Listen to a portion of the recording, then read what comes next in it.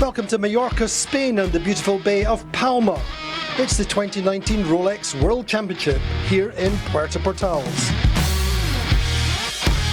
Over the next 5 days, 11 top international teams are scheduled to sail 10 races on fast, very competitive TP52 monohulls. For the 5th year running, Mallorcan waters will again fully test teamwork, tactics, sailing skills and boat speed. And as far as the 52 Super Series itself goes, the 3 events contested so far have gone down to a single point. So you can pretty much guarantee that the racing will be full on to the final day. No quarter will be given nor asked on the race course, but on land the ambience is relaxed in this popular upscale marina destination. And all 11 teams have something to prove, and just as in every other sport in the world, everyone wants to win a World Championship title.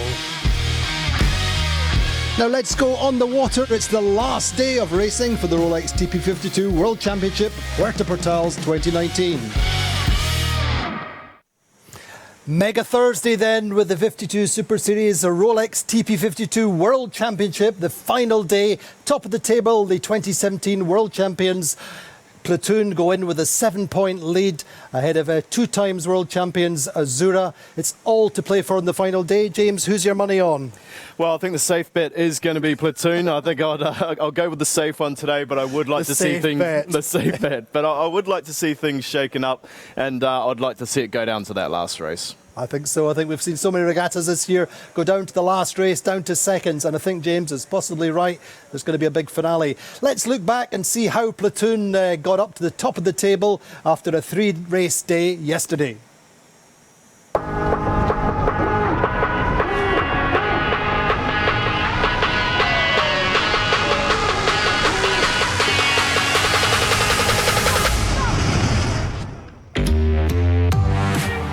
It's the penultimate day of racing at the Rolex TP52 World Championship. Got a better forecast today. Sea breeze coming in on time to go racing. Sled still at the top of the table, hanging in there. Will they slide or will they stay? The pressure's still there. I mean, we want to win every event. There's plenty of pressure on us to perform, but we feel we have a great spirit within our team. Many boats still able to win. I mean, if you want to win a race, you have to be in it. You have to be aggressive. You have to work hard. I mean, calming down in this level, that's really difficult. A little bit of a delay before race 5 gets underway, but a new northwesterly breeze comes in. 12 knots in the start line, and Azura do get the best start. Midline, Quantum Racing go left, the left pays, and at the top mark it's extremely close between Quantum Racing and Azura. Sled cop a penalty at the windward mark, but down the run, Platoon play the shifts nicely and lead through the finish line. Platoon winning, Azura second and Provezza third. Race 6 conditions almost exactly the same. Nice flat water, about 12-13 knots, very, very shifty. Brunner second had a good start for Platoon. Again, a bad start for them, but they get right early on. Fourth at the top marker, Platoon. Brunner leading, Azura second, Gladiator up in third. Platoon jibe early down the first run, along with Allegre, make a nice gain, and they lead through the lowered gate. And at the finish line, it's Platoon winning, Allegre second, and Brunner in third. Third race of the day, well, it's race 7 of the series. A very, very even start because the breeze is in the right phase. Platoon are on the back foot off the start line. A poor start. Phoenix goes left early and leads at the top mark with Allegre second, Provezza third. Very, very shifty conditions. Sled makes some nice gains, get themselves up to third. Brunner really just play the middle of the course, up the shifts on the beat and down the runs, and they lead. Azura gets second through the finish line, Provezza third. Platoon get themselves up to fifth and lead into the final day of the World Championship.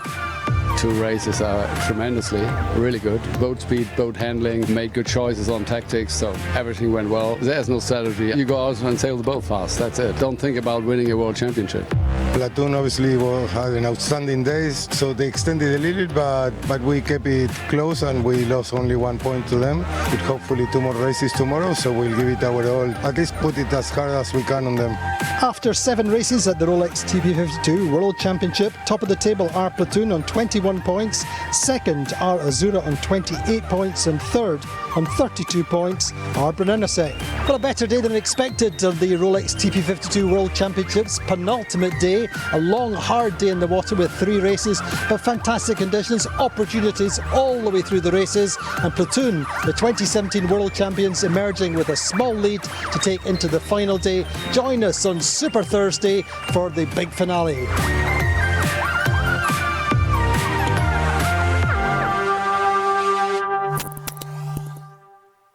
Well, that was it. 2 wins yesterday and a 5th for Platoon, led by the Iceman, the German owner-driver Harmuller Speer, behind the fiery Latinos on Azura. Let's have a quick look at the standings. Platoon, as I said, 7 points up on Azura. And Provezza, the Russian team, coming in this year with a brand new boat, not too far behind in 32 points. Allegra 36, still in the mix. Sled 40, Quantum Racing 40, Phoenix 41. Phoenix 51, Gladiator 57 and Team Vision Future and Provezza coming back into the match. James, Platoon, though, as you say, top of the table, but they started badly 3 times yesterday and fought back, but it was that kind of racetrack. Yeah, and I think today you can't really afford to come out and have similar starts to that. You know, they'll be looking to get the job done in race 1 and take the pressure off the final race. So you simply can't afford to really start badly again today. And Azura have started very good throughout the regatta. They've been a very consistent boat around the racetrack.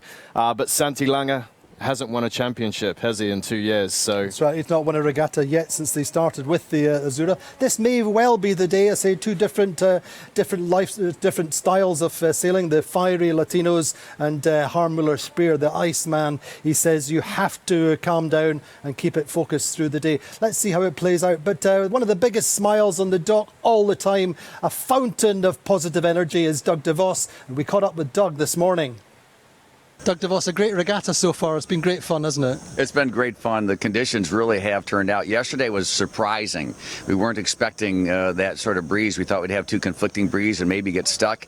But after the storms, it was great to get 3 races in and really fabulous conditions. And what about your Quantum team over the course of the regatta? It's been a little bit up and down? We've had some ups and downs. You know, yesterday was a struggle for everybody. People went from the front of the fleet to the back of the fleet.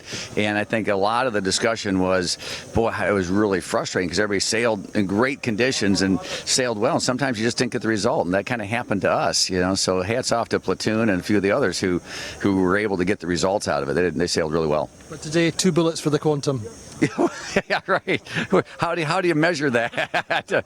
So you know, every day, the beauty of sailing, especially in a regatta like this, is you start over again. Yeah. It's a new race. You got a series of regattas. You got a series of races in the regattas. Every time you get a chance, and you learn from every one. Okay, we don't want to do that. We like, that worked. Let's do that again. That didn't work. Let's not do that again. So you're always learning, and it's a constant process, which is engaging. You know, if it was just one race and that's it, but we got the chance, 2 more races, 2 more starts, 2 more opportunities to learn, and 2 more opportunities to win.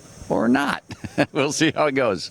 Doug, so you've checked back in with the fleet in the hot seat, as it were. What do you see in terms of the class in the future? Well, I think the class is strong. You know, I think there's been a lot of unity amongst the class. I think every sailor, when you talk, or every owner, every sailor, when you go through the ranks, really recognizes and appreciates the quality of the sailing here, the camaraderie of the sailing, where it can't get any more competitive on the water. It's as unbelievably competitive as anything you can see.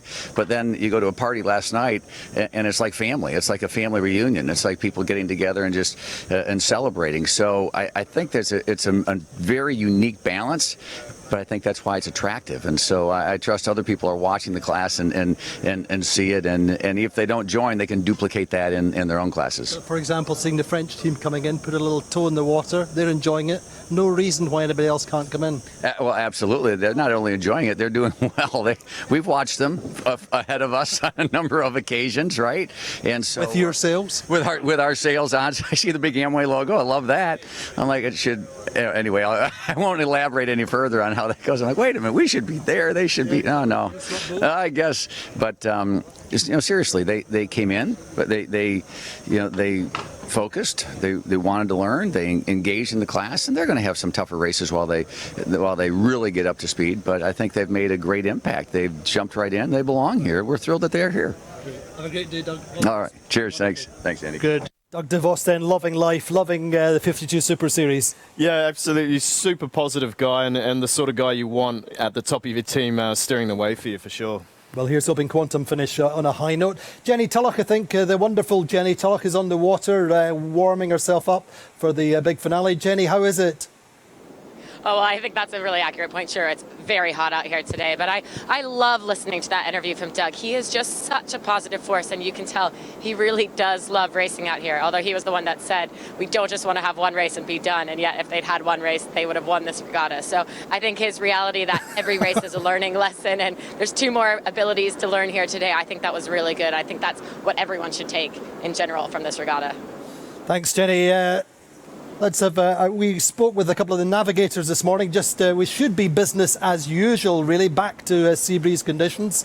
We spoke with Bruno Zerilli and the wizard of Palma Bay, Nacho Postigo. So, Bruno, what are we expecting today for weather here in the last day of the Rolex TP52 World Championship? Today the weather seems to be nice, beautiful day of sailing with normal sea breeze and 240, 200 maybe with some lefty at the end, and we hope to do 2 races. On time? On time, yes. And how does that affect your strategy then if we're back to the traditional thermal breeze? Probably with the traditional thermal breeze you have to take an eye more on the right and try to sort it out to manage you to get free to go there. And sail your own race, or do you look at platoon, or what's the plan? I think you have to do your best race, first race, and then see what's happening on the table points and manage your last race.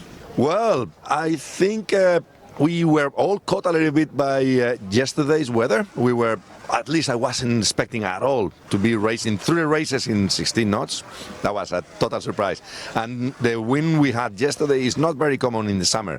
We have that wind in the winter, but yesterday was a big surprise. So I think today is back to normality of what the Bay of Palma is. It's the front is gone now, and temperatures on the middle of the island should be high compared to the sea temperatures. So the thermal effect should be there, and we should have a decent embat. The biggest question, as usual, is will that embat favor the right side of the right track or the left side of the right track? And that is the good question. And that is my next question. Is your next question to me, or can I ask you so that you give me a clue? Because it's... Sorry, the race course and the orientation of the race course will be pretty much in the middle of the bay, so a little bit left, a little bit right. That's totally correct, yeah, and so that opens the game a lot. And honestly, today I have my doubts. So what I will do is I will look for my clues before the start of the race and see how the clouds are behaving and the boats that we see sailing on one side and the other side of the bay, and basically that's the only thing you can really have in your hands to decide if looks like a right pin or left or. So you really enjoyed yesterday. I know that Geordie enjoyed yesterday because it was northwesterly, a little bit more like the winter conditions, if you like, a little bit more local knowledge really coming into play. It was in some way, but it was in the other way. It was more like a sailor's race. It was more like reading the paths and reading the shifts. There's no manual. There's no book like, oh yeah, in Palma with this wind direction you always have to go. No, it was like an open book. And you saw how the boats changed positions. It was very fun. Much more fun than the standard embat conditions, if you want, or chalok conditions. And in those conditions, platoon seemed to be really strong sailing the shifts. They were yesterday, very, very strong. And they had good starts. They had good speed, and they read the shifts very well, so hats off for them. Who's your money on today? Very interesting question. Provezza. No, to win the world title? Yeah. That question. It's going to be very tight. I think Platoon is sailing really, really well this week, but Azzurra is very close, and Santi knows the place as well, so it's going to be very, very interesting. So heart says Azzurra, head says Platoon? Azzurra says what? Heart says Azzurra, head says Platoon. We'll see. Good. We'll see. Thanks, Nacho. No problem. Joined in the studio by Guy Barron, the boat captain for the Provezza, the wizard of Palma Bay, on form. What does he bring to the table? Well, yesterday he actually had a hissy fit when Sled rolled us, and he threw his computer down so hard it dented the deck and broke the iPad. So we all had a good laugh about that. Wonder whether we could rewind the live footage from on board. We might be able to even pick that up. Uncharacteristic. Yeah, for sure. So you've had a fairly quiet week, have you? Yeah, plenty of sleep. But I mean, how's it been? No, it's been good actually. It's that sort of thing reminds me of what's really fun about this job. The team comes together, and you've got to push as hard as you possibly can. Yacht racing is the greatest team event for me. I think that's what I'm saying. We're going to join Jenny Tulloch on the water. Jenny, how are things shaping up there? It's great. We've just seen the 52 Super Series flag go up, so that means we're inside of 5 minutes now at the moment, and just a couple teams here. Allegre just in front of us doing their final check at the boat end of the line, sailing up on starboard tack, and it looks like it's maybe even a tiny bit right favored as they go up there, but now bearing away. I think the question mark about where we are set up in the bay is what you were talking about earlier on shore, and I think the reality is we're a tiny bit further west today in this bay, so we're a tiny bit closer to the Cape Figuera side, the Cala Figuera side, and a little bit further away from Cabo Blanco. So if we were to say, like Nacho said, to take an eye to look around, you might say that the right-hand side could come into play a little bit, that we're just early enough in the sea breeze and with land close enough on the right that it could be a factor. So what's your evaluation of shall we say, the top three teams, Platoon, Azura and Brennesek? A few words about each of them, Jenny. I think it's funny. I think Head is a good one about Platoon. I think they are in the right mental space. Harm Miller-Spear last night at the crew party was very relaxed. He's very much kind of almost acting like he has this in the bag, and yet we know that 7 points is nothing. That a deep race, or say maybe a deep start, because perhaps Platoon's had some problems on the start line, could mean that Azura closes the gap in an instant. And just as Nacho said, Santi is a great sailor and has sailed in the Bay of Palma often. So I think it's going to be a really tricky ask, and then you can't really actually leave out Brennesek either. They're only 2 points off behind as well. So Albi Barovier, he kind of seemed a little relaxed coming into this morning. He had a lot of smiles on the dock, and I think they probably think the battle's between the front two, and that they could then just sneak in and slide in and grasp it. So it's really a battle for even the top four, but for the top three particularly, it could be anyone's game. And I think the first race, everyone's just going to go out racing this race with nothing to lose, not thinking about numbers, not thinking about the other teams, just trying to play this race course and see as best they can. And then, of course,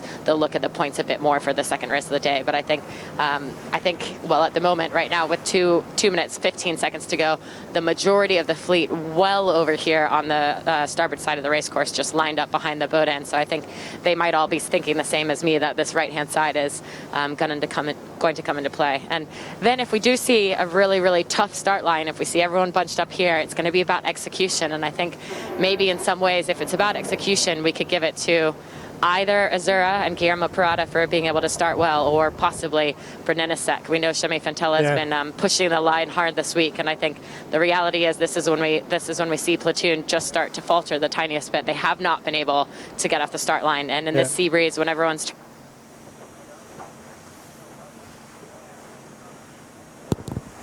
So just losing Jenny there a little bit. Guy, what are your thoughts on the top three boats then? Do they sail their own race first time out on this first race of the day?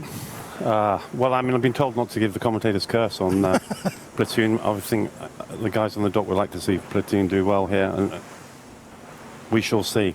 I think a lot of nerves on board all the boats. I think that's true. I think when Jenny said there that Harm Miller-Spear was putting on a very relaxed face, I think that's the key word, is putting on a relaxed face, because I know that he'll be full of nerves, just looking to execute. Jenny, it's going to be down to execution. Talk to us through the last minute before the start.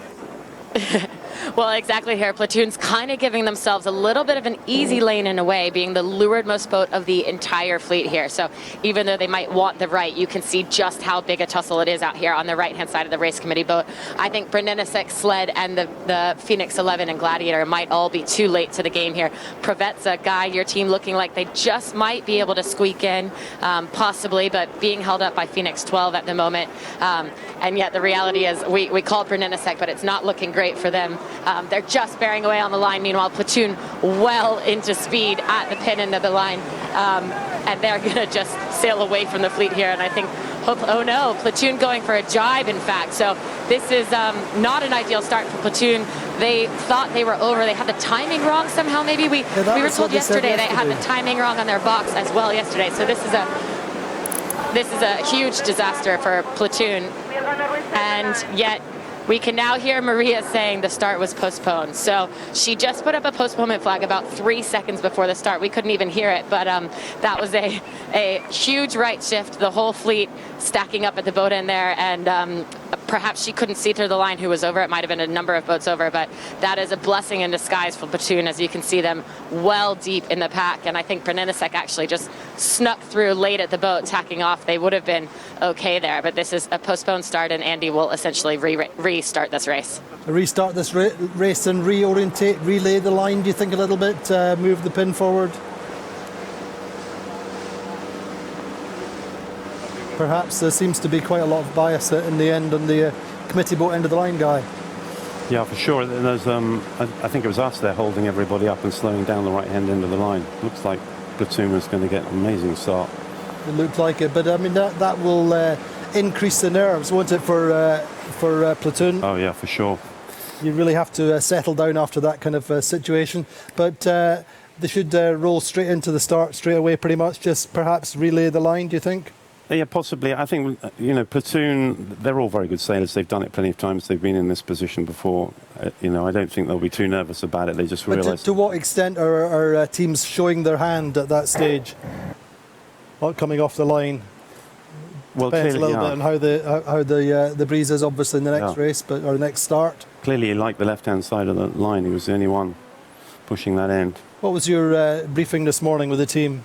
I wasn't there for it, actually. It was a bit of a briefing under the tent before they went out, a bit of a motivational speech. It was difficult yesterday.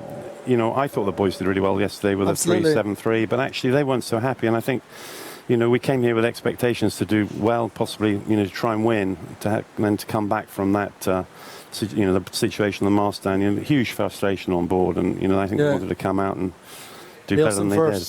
Yeah. But it was a good... Let's have a quick look at the start there.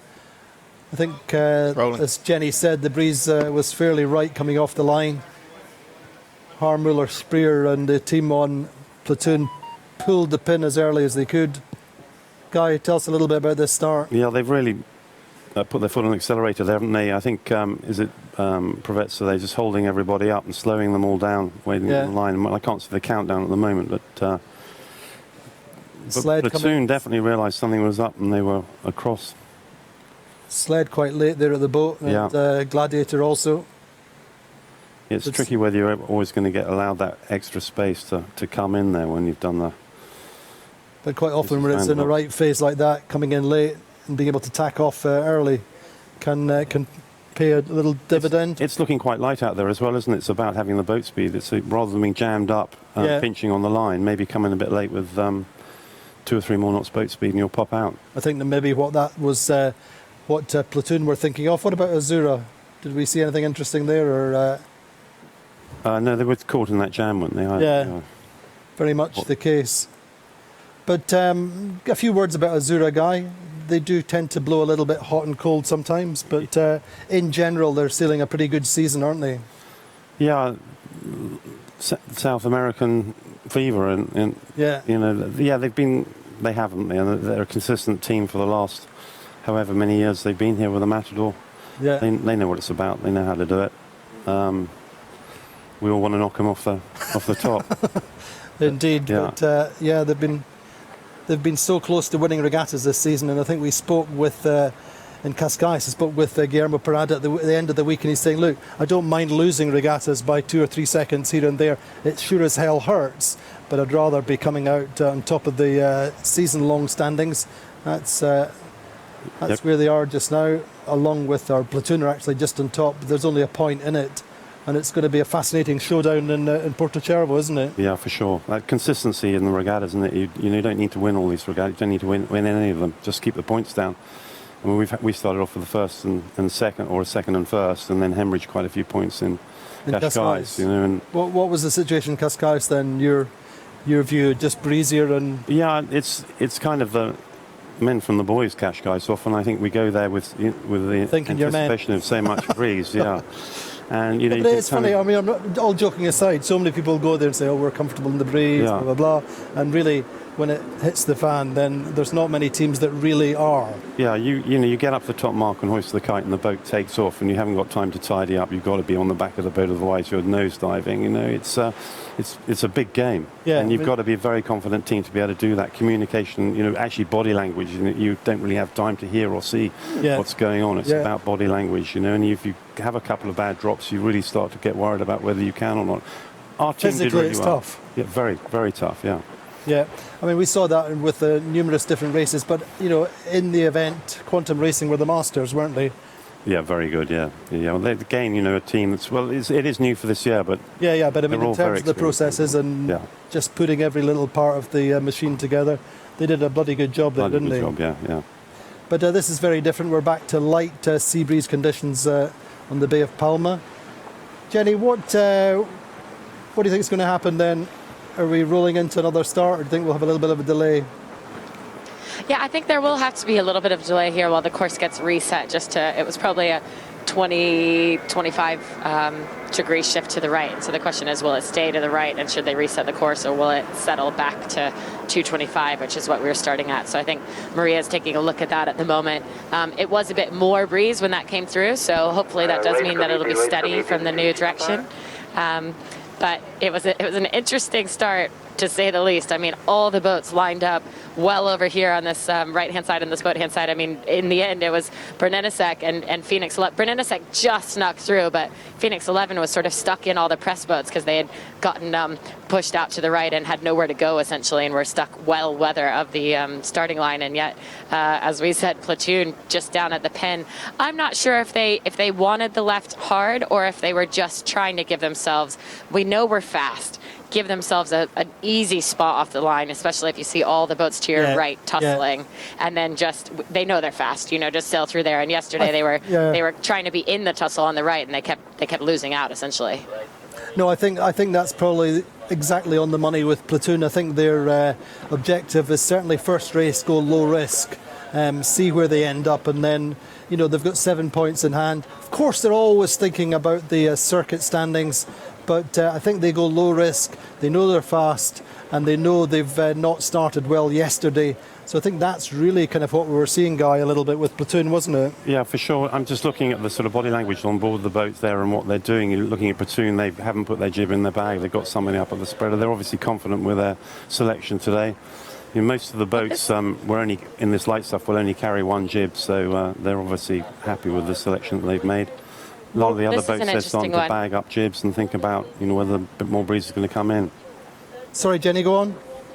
It sounds like we've just heard from the race committee and the chief umpires that Platoon has been penalized 1 point for a collision. So didn't quite see where that happened on the start line. Yeah, so perhaps what the spinning was off the start was actually they had just fouled and they were then spinning, because otherwise, it didn't quite make sense as to why they were jiving instantly off the start. But I think in a way, I mean, again, the team that is really good at getting through the fleet, but they do make these mistakes. As now we hear there's 1 point penalty, and if it comes down to they lose by a point or they tie and lose the tiebreak, like this could be something that unnerves them a little bit. This is the sort of thing that we haven't even started and they're a point down, and this is just like the starts yesterday. This is kind of the cracks in the armor of what otherwise would be a team that, you know, if it was conditions like yesterday, would be winning by a lot, because they just seemed unstoppable at moments. They were so fast. They were picking every shift. They had the ultimate patience when they were in bad air, and they still had clearly such good boat speed to be able to really hang with the pack even when they were in bad air. But little things like this, little dynamics. Again, let's have you guys take a look at what that penalty was, but that'll definitely raise the adrenaline level and the temperature level on board that boat. And I think it's actually almost nice for them to be able to have this cool down time to let their coach Morgan Reeser kind of go and talk to them and calm them down a little bit. Keep it calm. You've still got still got 6 points in her. But I mean, it's also to focus on what happened as an incident and not start concerning yourself about the umpires, whether the umpire call is right or wrong or things like that. You really have to focus on what's to come and not what's in the past, isn't it? Yeah, and I think you can get hung up on that. You can be like, oh, we didn't deserve that penalty, and the fact that they've actually been penalized itself means there was a collision, means the boats hit, I think, the contact. So maybe as the lured boat, they were just the tiniest bit too close. Again, I'll let you guys take an assessment of what's going on there, but let's hope it doesn't affect them mentally. So hopefully we can have a little bit of a look on the replay, James. James, what did you see? Yeah, thank you. And as we look at the replay here, you can see bow number 3 start to go for Platoon. She puts her bow down and really starts to accelerate forward. You can see Platoon starting to do the same, defending it. And I think at this point here, Azura were going for the hook and trying to push them over early. As you can see, just in the drone shot here, she's trying to go for the hook and pulling her up really high. And this is at about 10 seconds to go. But as it gets down to it, Platoon are very, very high here, and they're probably just trying to gap off. They knew they were over, and as they go for the bear away to jibe. I personally didn't see any collision here, but do call it if you see it myself. They're in quite a bit of space down the bottom there as they come through. Azura go for the start. Everyone else goes for the start as well. And then they just hook around behind. I didn't see any collision myself, but, this was the only angle we saw it from.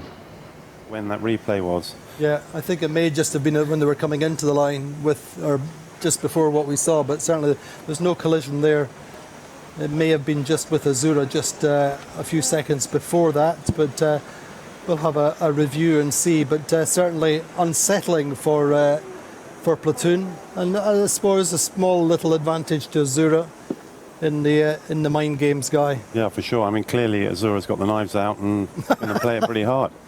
In spite of what they told us, they always say, oh, we're just going out to sail our own race, and when we get to the second race, if there's a chance, we'll maybe go for it. But as you say, the knives are out, and it's going to be interesting to see where they start together in when we actually get to start underway.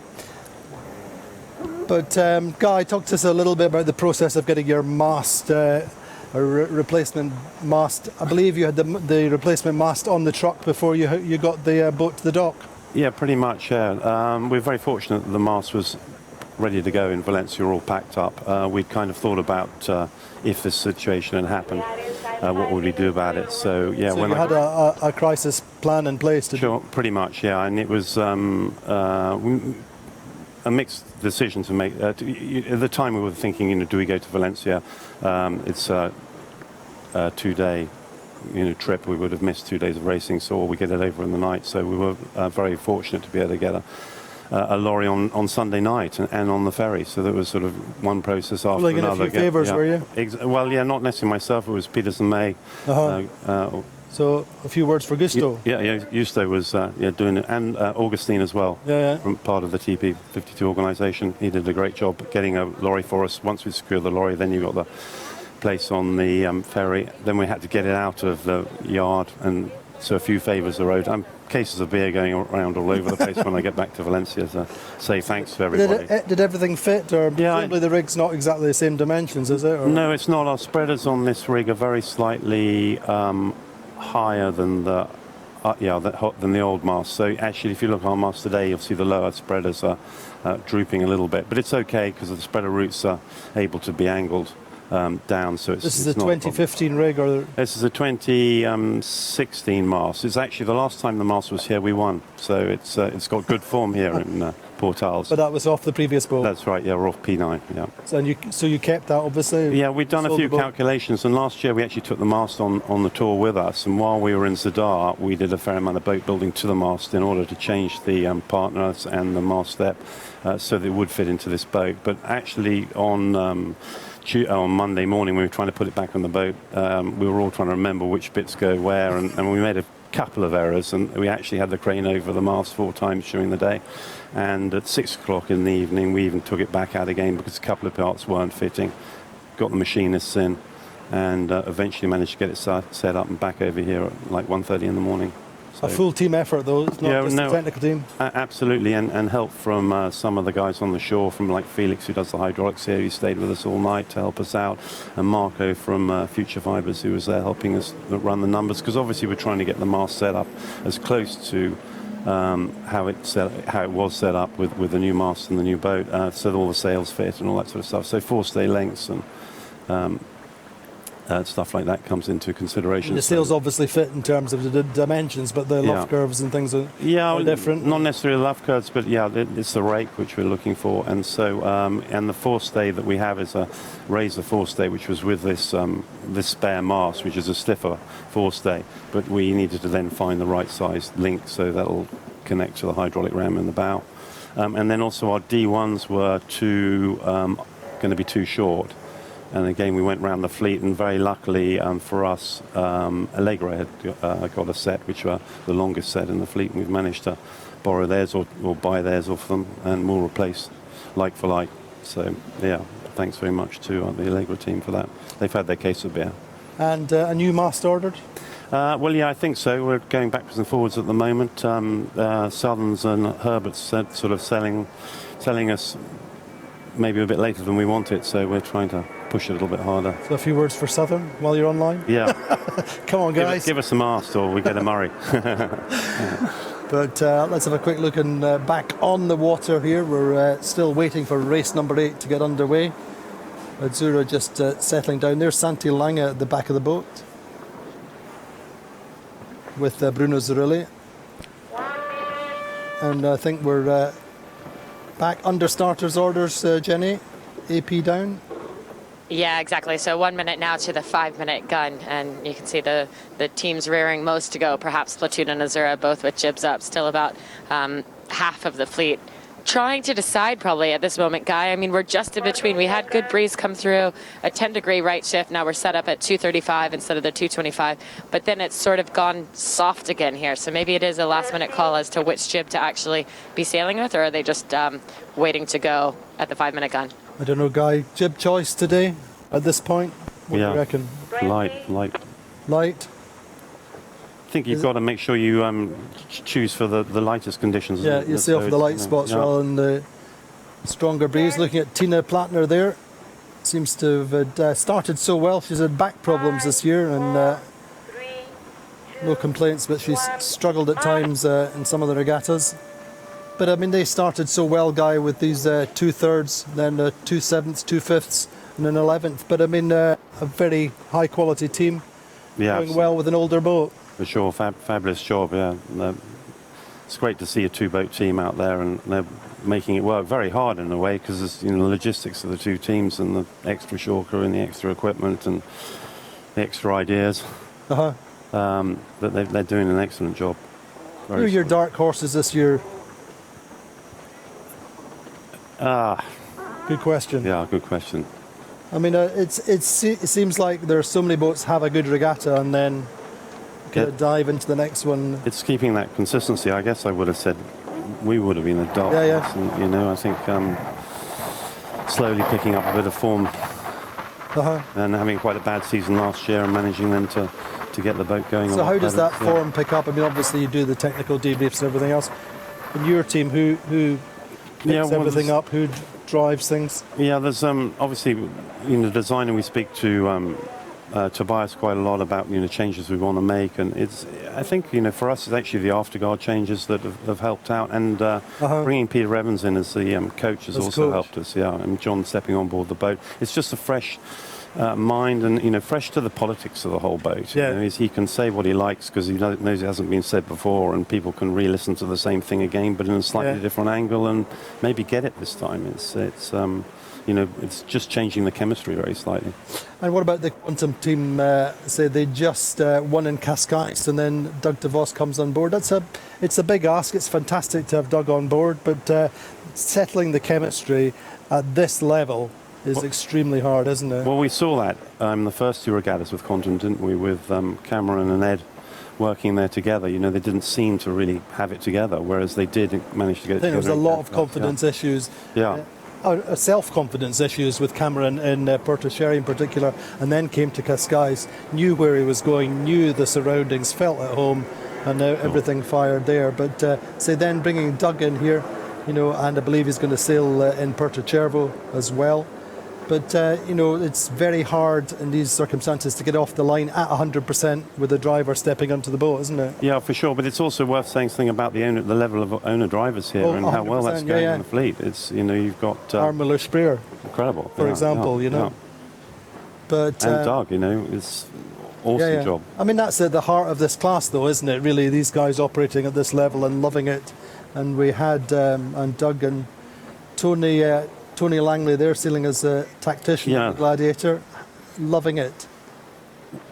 Well, obviously, it's also a lot to do with the tacticians and the communication on this. What information and how you explain something to the helmsman who possibly goes off to the office and forgets about what he's meant to be doing. It's it's difficult to as they come back to us. They got to. I think this very much is Tony's office now, though. Isn't it? Yeah. And as long as Andy Bezos does exactly what he's told. I'm sure he seems to be doing a good job so far. But I mean, the essence of it to a certain extent with them is if they can get off the line, get off the line in good shape, then it's a little bit easier, isn't it? But Jenny, it seems like we're inside the start sequence again. How's it looking?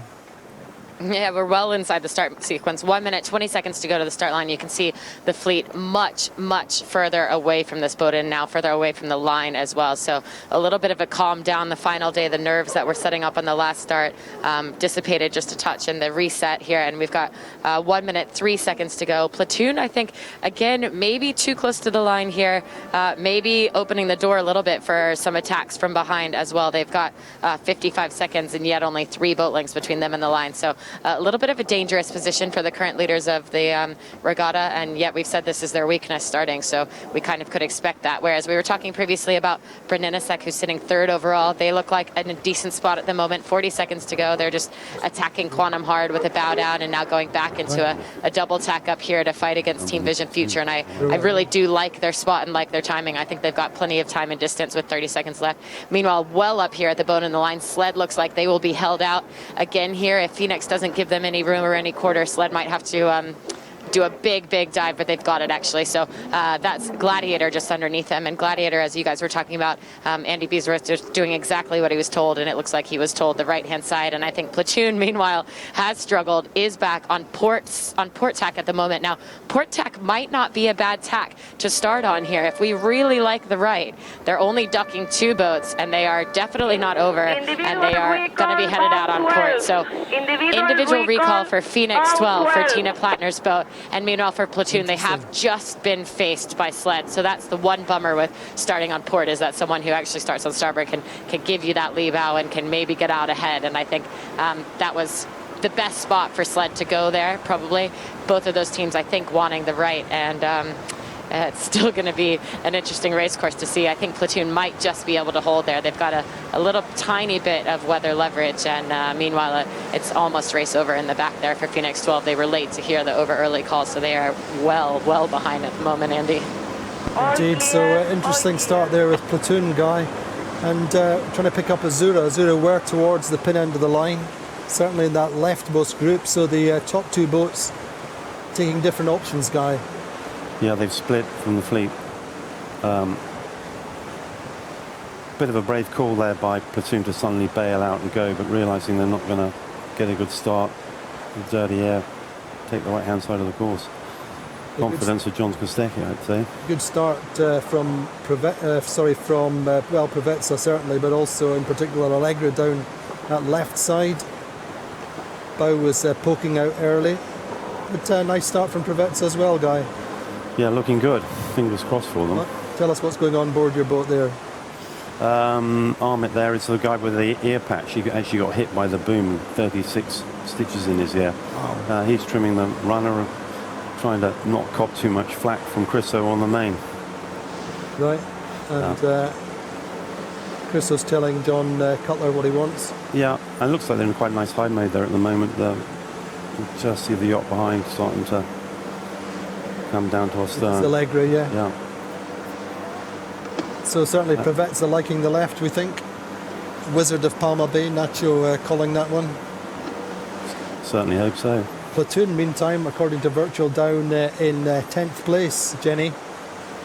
Yeah, you know, I think they are still struggling with starts, and that was kind of a really unforced error from about a minute on. We knew they were too close to the line, and to bail out there because they had no other distance to come out to the port. It was a decent attempt at trying to get to the right-hand side and at trying to get out of what was a bad start, but they were just foiled by Sled. And I think reality is if Sled hadn't been there, been stuck up, held up by Gladiator, it maybe would have worked out in their favor. But we've seen them in this 10th position yesterday twice in a row, one of which became a first place race. So I think it's not too much to say that they're going to stay down there for this long, but it is a bit more difficult today. It's not nearly as shifty as yesterday with this sea breeze instead of the offshore breeze we had yesterday. So we will absolutely have to keep an eye on it. But I think just in general, they're going fast. I think they are really confident in their boat speed always. And I think yesterday they were able to show that and to kind of reinforce their mentality that they're a fast team. So I think both up and down the track, we should see them picking away points. And the key thing through this race is obviously the difference in boats between them and Azura. Azura are okay, but not a fantastic start for Azura, Guy. Looking so good there, back into the fleet for the pair of them. I mean, they have struggled at times to pick their way through the fleet kind of boat by boat. They tend to make a big call towards the end of the race and gain all credit to them when they do that, but they're not a platoon or a quantum in that sense. But yeah, so Azura lying fourth, I think, off the start line after the first few minutes of this upwind, and Platoon 7th or 8th.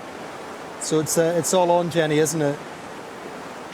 It is definitely all on. I think when we said you want to come out here and you want to do well the first race, you want to win the first race and not think about your opponents or the scores overall. I think I can't actually see, no, I can see Brennensek now in the middle. I think Brennensek may be giving themselves the best opportunity to be in the top, at the top of the top three boats. And reality was we kind of knew they'd be good on the start line, and they have a decent shot at maybe overtaking the first two guys. It is still a relatively small point spread.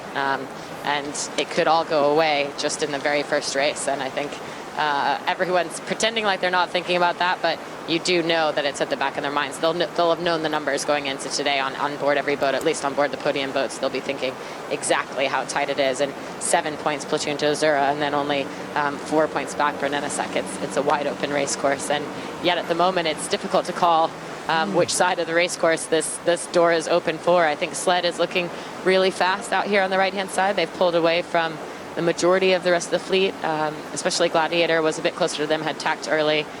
Team Vision Future attacked a bit later on, but far side, I think it's Provezza. It's actually really hard to see from here who's doing well over there, but they almost look exactly lined up to me, so I'm not sure which side will pay.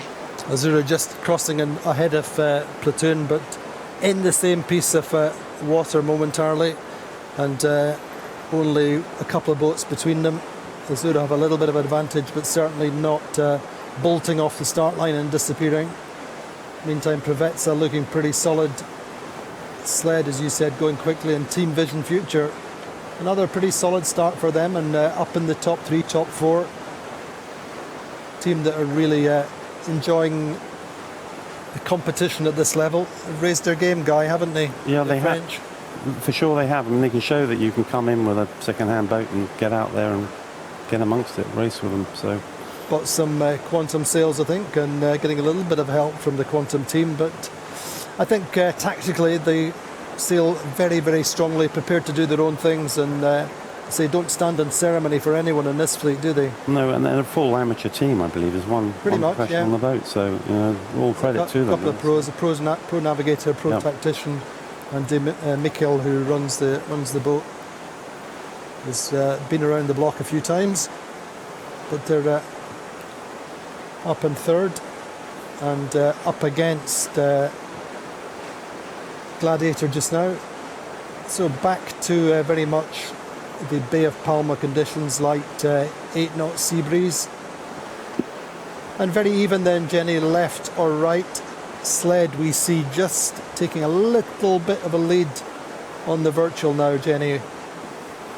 Yeah, I think the question here still is there going to be another big shift, and if so, which side will it come from and who will it help? And I think We saw it go to 235. That's where the weather mark is. Sled is almost soon to be on the starboard ley line. So if we see them tack early, it's because they think there's going to be more right in it. And yet, if we have any lefty, they've kind of got no more runway on port tack to go. So if more lefty comes later on, I think that will help benefit Provezza on the far side. And I think we easily could see it go back left at this point. I think 225, even 220 is more the sea breeze direction. So the fact that we're so far right now kind of alludes to the fact that it might then go back to the more standard sea breeze. And yet, as we said, we are really close to the shoreline here. We're sort of middle west part of the bay, and this Cape Calafiguera, which I've asked what the translation is from Spanish to English, but I think it's just a named place. It doesn't necessarily mean anything in English. It is much more in the vision and in the reality of these racing sailors, and some of the breeze being dragged that way is helping the guys on the right. Indeed, but so Azura just 2 places ahead of Platoon, on board with the Gladiator just now, Guy. Anything we're picking up? Pretty gentle, isn't it? Yeah, it looks pretty light. The right-hand side's going pretty well, and of course they'll come in with a starboard tack advantage. So you can see their modification they made to Gladiator this week, the bar in the middle there to help Tony across the boat. All right. Normally when he's steering they put the wheels on so he can easily cross from side to side. An interesting dynamic on board with the owner doing tactics, but he's certainly enjoying it, and I think doing a pretty decent job. I guess he's listened to enough tacticians over the years. Absolutely. I mean, that's the essence of it. Yeah. I think he says, I've had so many so many of the world's leading tacticians. I've learned from them. I'm going to give it a go myself. Great idea. Great idea. And he's enjoying his racing. Still this Cows Week, I think, did the New York Yacht Club. As a team, I think they've done 10 regattas this year. Wow. Busier than all of us. We think we're busy with the 5. Yeah. So on board with Platoon, Victor Mourinho here at the back of the boat, the runner trimmer. What about their setup, guys? See anything interesting? Well, they've moved the pedestal again, haven't they, which is needed to do. White elephant? Maybe. Worth trying. Weight back. It wasn't the biggest breeze, I guess. Yeah. In Cascais, if it had been even breezing, it might have helped. Just difficult to get across the back of the boat. Yeah. You know, worth a go. It's a good talking point. Interesting, though, that John's really taken them right out to the left there. And going to hit the left hard. Probably the only move he could do. I think getting to windward of Azura helps a little bit. Platoon maybe in front of Azura, according to Virtual Jenny. A little bit of a hitch out to the left for the regatta leaders, World Championship leaders. I mean, we said it, they're fast. You know, they are really fast. So I think, as they said yesterday, the second that you give, it was Ross Halker that I was speaking to, but he basically said the second that we can get a clear lane, then John Kostecki's in his element, and his element is picking the shifts, and that's essentially what they're able to do at the moment here. Is they just kind of got out a little bit. They had a bad start, but the second that they get out and they give the boat the ability to run, they seem like it's got a really good condition here to just execute upwind. I mean, I was making a joke to Ross Ulcrow that I was like, are you starting badly because you want to see everyone else's setup and then you want to go upwind and you're learning from that and it's making you faster? And he's like, no, we're just confident in our boat speed at the moment. We just need to get ourselves in clear lanes, and then we give JK the reins and he does the rest brilliantly. And I think that's totally fair. And right now they've clearly, they kind of maybe wanted the left. We could tell from the first start, we were saying that they were just being conservative, but maybe they actually clearly wanted the left here. They just screwed up again on the start line, but to be able to come out of that and then get all the way left here. I mean, there were about 8 boats that were to the left of them on the start, so anyone else could have made what they've done here, and yet they've been the ones to be able to execute it. So I think it's a good comeback, and yet here I'm on the right-hand side seeing Brunelesec, the team that I pegged for maybe being in the top 3 at the top marks, and maybe getting some points on the leaders, on Platoon and Azura. Brennanasek clearly kind of wanted the middle right and are choosing the middle right, and it's not necessarily going so well. They're just Lee-bowing Team Vision Future here, but it just seems a little bit light at the moment. You know, earlier we had slightly more breeze, maybe more like 8 knots, and as we're sitting here, it's maybe more like 6 knots. So if the far left side, which I can't quite see that well, has just the extra 2 knots of being a little bit further away from land at the moment, then that also could be making those guys go a lot faster. Yeah, just not in full hiking, Guy, are we? No, I'm just looking at virtual there. Everybody's so close. This is going to be an incredible mark rounding. Everybody's going to be very bunched. It's all going to be about keeping the pace on. All those lead tack. Yeah. Certain advantage getting out to a ley line early if you can. Keep the pace on. Keep it rumbling. Azura then in, I think, 8th position. Or 7th, 8th, something like that. Yeah, it's all going to be about keeping your air clear. Santi Langa there keeping Guillermo Parada updated with what he feels is happening up to windward. And here we see out in the starboard tack ley line, Azura are there pretty much, just under, Sled just over. And then you have the group coming in from the right. Jenny, tell us about Provezza, for example. Well, I would say Provezza's more center, and what we've got on the far right is Brennanasek and Team Vision Future. But Provezza coming across on port, possibly going to be able to lee bow this whole fleet of Azura, Sled, Gladiator. I think actually looks like they're crossing the fleet here, which is good. Then it's easy for them to be able to, they're crossing here at the moment. So crossing here, choosing their own ley line, and their ley line is kind of hitting Sled. So that just means the right didn't pay as well as we thought it might for Sled earlier. Provezza was hard left earlier, crossing the middle at kind of a convenient time. We're only probably 40 boat lengths to the top mark, so it's a good conservative time to come back through. And I think had the right been super favored, we'd see Sled, we'd see maybe even Brennanasek and Team Vision Future in the top 3. Instead, we're seeing a bit more of that left pressure and left shift, and it's gone the way of Provezza, which is great for your team, Guy. And also the question still to come is if it's gone the way of Platoon, and it looks, to my eye, they're a long ways away still, and they've yet to take their final left hitch. And I think maybe they do just still have that tiny bit more breeze out there, and so they're hanging on the left for about as long as they can, and seeing if they can make just the slightest more gains on that boat of Provezza and the rest. Seem to have a little high mode there, sailing Guy, just coming up very slightly. Yeah, we're quite good at the fast and high modes. We've been trying to work on it. But so too for Platoon, I think. Yeah.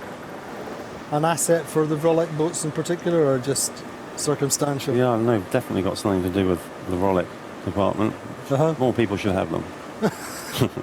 You're on commission, are you? Yeah, well, I sat next door to Tobias at dinner last night. Yeah. All right. Yeah, it's all going to be about keeping the speed on here, isn't it? You know, you're going to come up skinny and slow. You're going to get spat out the back door. So in that respect, Provezza in a reasonable position then, just above ley line. Yeah, just hoping. Yeah, they've got a little bit of leverage there to just crack a tiny bit and keep it powerful. Yeah, I mean they're just kind of doing that a little bit just now, perhaps. Yeah, it's important with coming to the top mark with plenty of boat speed. You know, often with other boats around, it's also the boat speed that you need out from coming away from the mark, just to keep you moving. I mean, yesterday we saw sled rollers there, and it's just about the boat speed he had 2 or 3 boat lengths beforehand. You're not going to be able to. So we're on board with Platoon then, coming across. Looks like they may just have lost out very slightly, Jenny, on the approach. This is going to be a tricky one for Platoon. I mean, if they can't plant the lee bow on Provezza, which it doesn't look like they have, their next gap is just possibly crossing Azura and lee bowing Sled. I'm not sure that Azura actually won't lay this mark, so Azura is going to have to tack here. Platoon going for the duck, and that's fair. Azura then planting on to weather of them, and this is kind of a scenario we saw set up the other day, the very first day, when the same thing happened to Brennanasek and Allegre, and Platoon and Azura actually are both crossing behind Sled, so their next opportunity is they'll both tack in here. So the reality was we've seen a boat from the far left, Provezza and a boat from the far right sled, and they've come into the top relatively together, first and second here. So I don't think you can say you can take too much on one side being that much better than the other. I do think Platoon maybe is just moving fast, and that's why a clear lane on the left helped them, but they could have equally moved as fast on the right. And I think to see Azura and Platoon both move up into third and fourth here after being well deep earlier in this race, it just goes to show why those two teams have been sort of the only two teams on the podium for the majority of the week. You know, we've seen a couple of other people up there, Phoenix 12 after day one, Sled after day two, but these two teams almost always on the podium, and the reality is it was difficult for them to, oh gosh, guys, what's Platoon doing here? So they got fouled, or they fouled somewhere in that in that tacking scenario, which is, we've talked about it now, but that's now 2 fouls for Platoon in a regatta where they previously hadn't had any. So this is, again, unnerving for Platoon, and a big disaster in terms of the points between them and Azura. Azura now in third, Platoon just rounding behind 1, 2, 3, 4, 5 points back of Azura at the moment. Now they're sitting in 9th place. Slow down, guys. Sorry, we're just trying to get out of the way of Platoon a little bit, but not give them ways here. But that was a big game changer there, and I'm sure it goes right back to that tacking situation that we saw coming into the top marks, and you'll have to go through a replay to see exactly where they thought they fouled. I didn't see an umpire flag, but I'm sure that's what happened, and that's a tough ask for Platoon to come back from that, but we could see it again. They're quick. Yeah, Guy was wondering whether it was unloading a previous penalty, perhaps. Was that what you thought? Yeah, possibly. We didn't really see anything in the initial tacking, but hopefully we will have a look back. We'll maybe find out. But certainly very, very costly for Platoon, dropping to 10th place. Azura going round in third, and so even on points then in terms of the regatta standings, the championship standings. An advantage Azura then. But it's, well, I think, Andy, in a way we could say advantage Azura, except there's so many points just in front of Platoon to climb back through. So advantage Azura at the moment. And, well, the reality is Provezza only boat that regular set of the front 3 boats, and the other 2 jibe set. So Azura definitely has 1 point that they could gain. Sorry, Guy, if they go past the big red machine on the downwind. But yeah, Platoon's got a whole bunch of boats just in front of them, and I think early advantage Azura, but watching this space in many ways, because we know it's not just the upwind that the camouflage boat is fast, but looking out in the back, they've just gone back to the far side as well. So again, a split here from Azura against Platoon, and I wonder if Azura is even keeping an eye on that and thinking about that at all, or whether they're just playing their own race course, and right now they like the left, whether it was pressure or shift, and going to stay this way regardless of what John Kostecki's doing back there.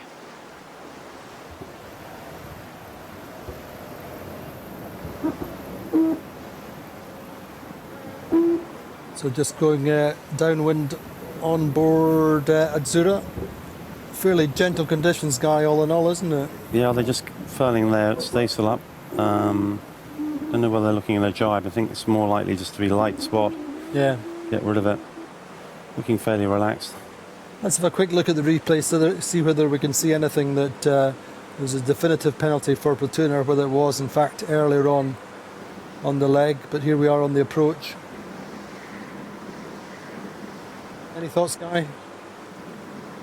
No, I mean that's clear there. Yeah, absolutely. That's for Azura to keep clear of Platoon. There. So whether this is a luffing incident now, and whether they luffed Azura perhaps, but they still seem to be half a boat length to weather. Absolutely, yeah.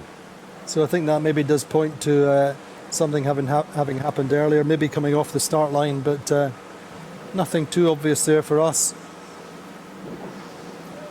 as we roll down this, but certainly expensive initially for Platoon, taking a penalty there at the just at the windward mark. First time up, penultimate race of the World Championship. Team at the top of the table. Nice aerial shot there of Brunasek. Third place overall, but quite deep. Chasing Gladiator just in front of them. fairly standard run, Jen? Yeah, it looks like it's still light as well, so you can see some of the whiskering on the spinnakers here.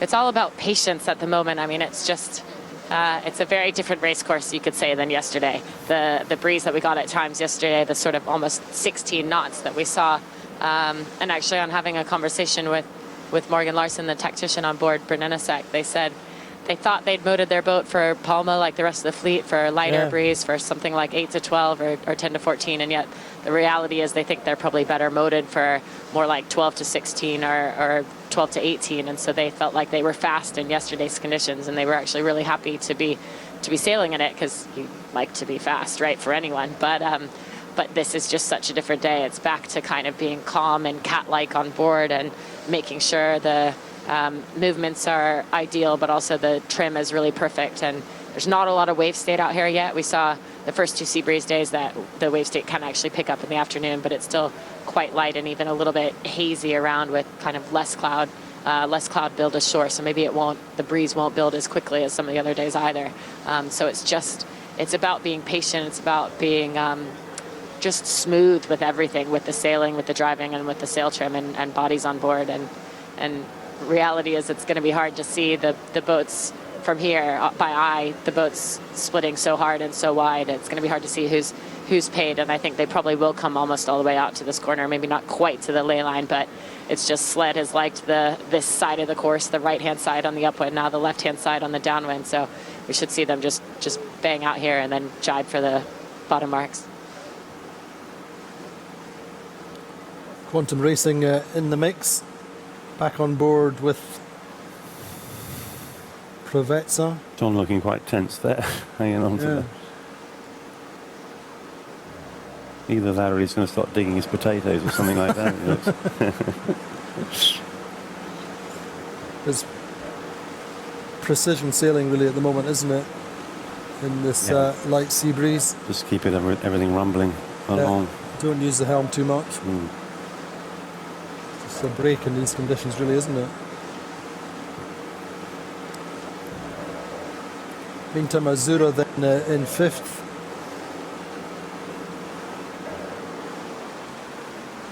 But I mean, you seem to have good, certainly in Puerto Sherry, and generally here you seem to have had good boat speed. What's the secret of the setup? Well, think of for light conditions. And the balance of the boat. We move the rudder at, say, beginning of the season, move the bulb a little bit, trim the bow a little bit further up, which normally for a light air performance would be the wrong thing to do. You want to get the bow down a little bit and the back end out. But the way our boat's been designed, the deck layout allows us all to move forward. It's much squarer. It allows us to move everybody up to the pit area and concentrate the weight. So we work pretty hard on getting that side of it right. You're the only boat that've got that exact layout though, isn't it? Yeah. We also cross winch as well when we're going upwind. Is anybody else doing that yet? I don't think they are, no. It's just, it works for us with our deck layout. So, allows you to keep the weather trimmer up to weather, or the leeward trimmer up to weather. And make that slight bit of advantage, but it does make a little bit of skipping to try and get across the boat because the jib sheets aren't where they normally are. But, Question from Twitter: is it possible for Platoon to have their penalty point retracted? I wouldn't think so if it's been imposed. Any thoughts, Guy? No, I wouldn't have thought so. I don't think so. That's it. Jenny, a question from Twitter: is it possible that Platoon would have their penalty point retracted? No, I don't believe so. I think a penalty for a collision from the umpires is a final call. Yeah. I mean, again, on the penalty turn at the top mark, you guys were referring to being able to carry it over from earlier in the race, which I don't think is correct. I think you would have to take a penalty at the time of the incident. Yeah. So as quickly as possible after the incident, but. Exactly, yeah, and as quickly as possible. Might have been somewhere in the ducking and the tacking of coming through that fleet there. We didn't quite see it by eye, and I think it sounds like it's hard to see on the replay. But yeah, it's a hard time for those guys. Meanwhile, just looking to Azura here. So Azura sent, well, again, can't see from here, but is it Cole Parada up the mast? He is the smallest, and he is the strategist. fair game. And, well, it's either if they have a problem, then you might send the bowman. But if they're just looking for the breeze, and as we were saying, it's really difficult to call which side is great, except you can see how much Provezza has completely dominated this downwind. So I think in many ways you could almost say the left has come out really well here. Comparing Provezza to Sled, they've massively extended their lead. So I don't know if it was even necessary to send Cole Parada up the rig, but right, okay, yeah, so they've left it. Yeah. He's dropped the halyard at some stage. I guess when they took the staysail down, or maybe the clip came open, it was the tack line they went. Oh, sorry, the jib halyard that he went to get. Right.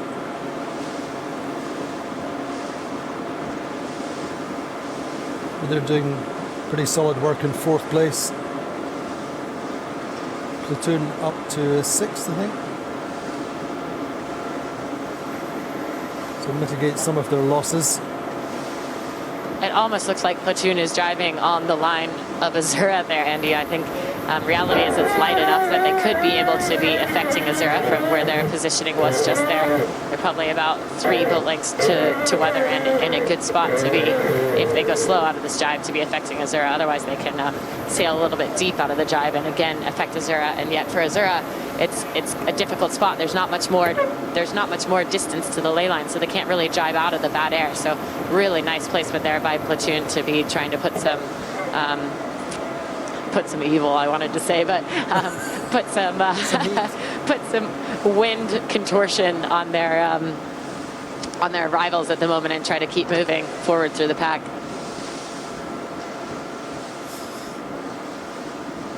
But meantime, Quantum Racing in 3rd, better day in sea breeze conditions. 4.97 yesterday in that 3-race day. Certainly would like to finish on a high note. Interesting, though, just to go back to the thoughts on Azura there and having to go and get that halyard. So, you know, talking through from a sort of crew boss point of view, if the clip came undone and the staysail just fell on the deck, then obviously they've got to worry on their hands now whether the clip will go onto the jib halyard and won't fall down, or whether they broke the furler on the staysail and that fell down. So, it'd be interesting just to watch how they go around the bottom mark and what happens there. Obviously, light air conditions, so they're unlikely, but it's always a worry when something like that's happened. But a big lead for the Provezza. Yeah, they're doing really nicely there. Nice job, guys. They always do well when you come in the commentary booth. Yeah. Hopefully that doesn't have to come here too much more. Well, there we go. And very gentle stuff coming downwind. Azura just a little bit more pace. Jenny? Yeah, I mean, I think Provezza here just blowing the competition away at the moment. Far left to go back to the left side of the race course, which has come out so well for them. Essentially both legs, actually, the upwind, the first upwind, and now the second downwind. And I think it looks like Quantum Racing maybe slipping into 2nd place here. Just the bad air of the fleet above Sled, slowing Sled down just a little bit more, and Quantum Racing is going to be loose and free to go probably the same side as Provezza, going right turn around the left-hand mark and up to that left-hand side. And yet I think Platoon was affecting Azura for a little while, and then Platoon started to be affected on their own by Phoenix. So now we've seen them slow down, the two of those slow down, while Azura actually moves forward kind of towards Allegre, who's sitting in 4th. Sled with a very early, it's a jibe, not a drop, so a jibe to the what's going to be the left turn, and I think they probably just had to, but reality is they've now come to this side of the course, both legs, and I think the first time was on purpose, the second time clearly on purpose of the drive set, and the third time now I think is just being forced. I think they will probably tack shortly here after the bottom marks. I think the stopping the bleeding from what was a good early on in the first leg. And yet far side Allegre rounding, so it's Provezza leading Quantum far side, Sled rounding the right hand side, and then Allegre into 4th position there, and now it's Azura just rounding on the stern of Allegre. Azura might be in a tough place there, might have to tack off relatively soon thereafter. And then Platoon, I think, looking like it's gotten a little bit light in the middle here with all the Spinnaker crud still to go. So Platoon just sailing a bit hotter, coming into, going to be chasing Sled around this right-hand side here. But Phoenix 12 has gotten past them ultimately, and we'll be rounding the left side in 6th position. I think Platoon here into 7th. Gladiator just had a little bit of a drop down the scoreboard, maybe, Andy. I think they were a bit higher up than that earlier on in this race. Yeah, so not a great downwind leg for Gladiator there into 8th, and not necessarily so great for Brunelesek either in 9th. And then Team Vision Future and Phoenix 11 just running out the back of the pack. But Sled not attacking as early as I thought that they would. So, yeah, another big split on this upwind. Yeah, and Allegra then going round in 4th with Brunelesek in 9th would get Allegri onto the podium meantime. Wonder whether we could project forward the regatta standings. Our good friends at Virtual Eye, whether they can maybe pop that up in the next few minutes. But yeah, I think that would take Allegri onto the podium as things stand at the moment. And Platoon would still be leading the regatta though, but losing 2 of their 6 points. So a nice little finale in prospect. But yeah, we might have a look at that in between races, hopefully. But in the meantime, big split between Provezza and the Sled. Sled pushing out to this right side. Provezza just, I think, just consolidating now, Guy, pretty much, eh? Yeah, just keeping it fast and keeping it clean. Interesting, that last run. A little bit more wind pressure now, looking at Platoon. Sea breeze starting to come in at 2 o'clock in the afternoon here, local time. They had a good run though, Platoon, didn't they? Got themselves right back into it. A little bit unfortunate that they couldn't make the lay line for the right-hand mark and having to choose one more jibe into the left-hand mark. I thought they were going to get to Azura.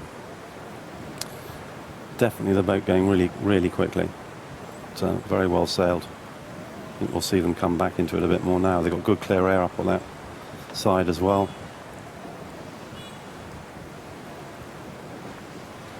Azura possibly tacking to cover them a little bit, or at least stay in contact with them rather than be completely split.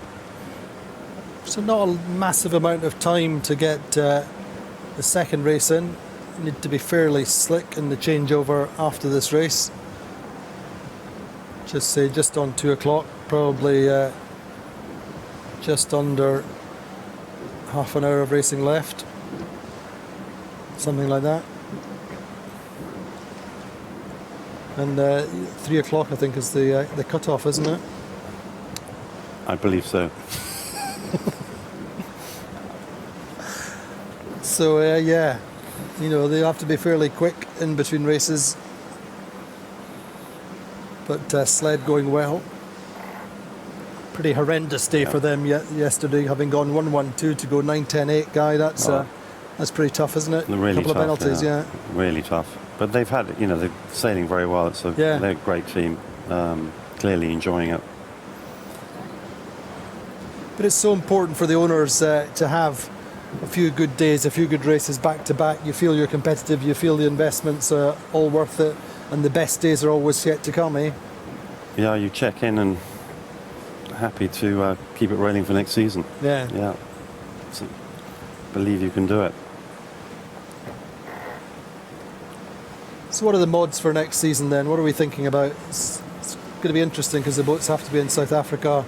You know, do you send the boat to South Africa and make mods there, or? No, you do it here before it went. I think the idea is to ship. Peters and Mayer saying they'll ship us on about the 15th of January, which gets us 25th of December. Yeah. We reckon get there for Christmas. Go for Christmas, get in the way. No mods before we go, and then whether you need to check in and have a little bit of a training session once you've done those mods, if you are doing mods. What mods everybody's thinking of doing it? Tricky one, you know. Is it really going to be that breezy in South Africa between the two regattas? And I'm interested to see a weather study. I think, but some of the boats have you looked yet? I haven't. No, I've been a little bit busy. Of course. We were hoping to discuss all this week, but other things have happened. But yeah, you know, you look at Brunelesek being the newest boat of the fleet, possibly the stiffest boat of the fleet. You know, would you try and add some stiffening somewhere? Would you know what developments can you make? They can put on an extra ton of forestay load, I believe. 9 tons. Make us all very jealous. So is that a bigger forestay for us, or a bit more unidirectional on the boat? do you step a bit further and move rudders or barbs? Or This was the conversation at dinner with Tobias last night, was it? Well, I was trying to calm it down a little bit. I was looking for some time off.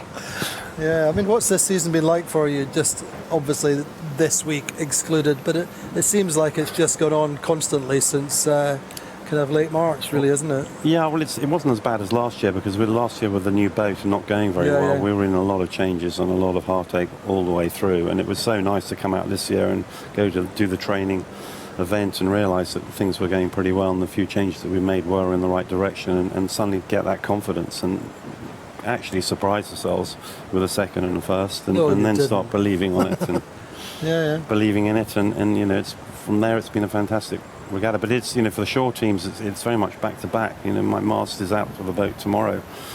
I try and keep everybody together and mast.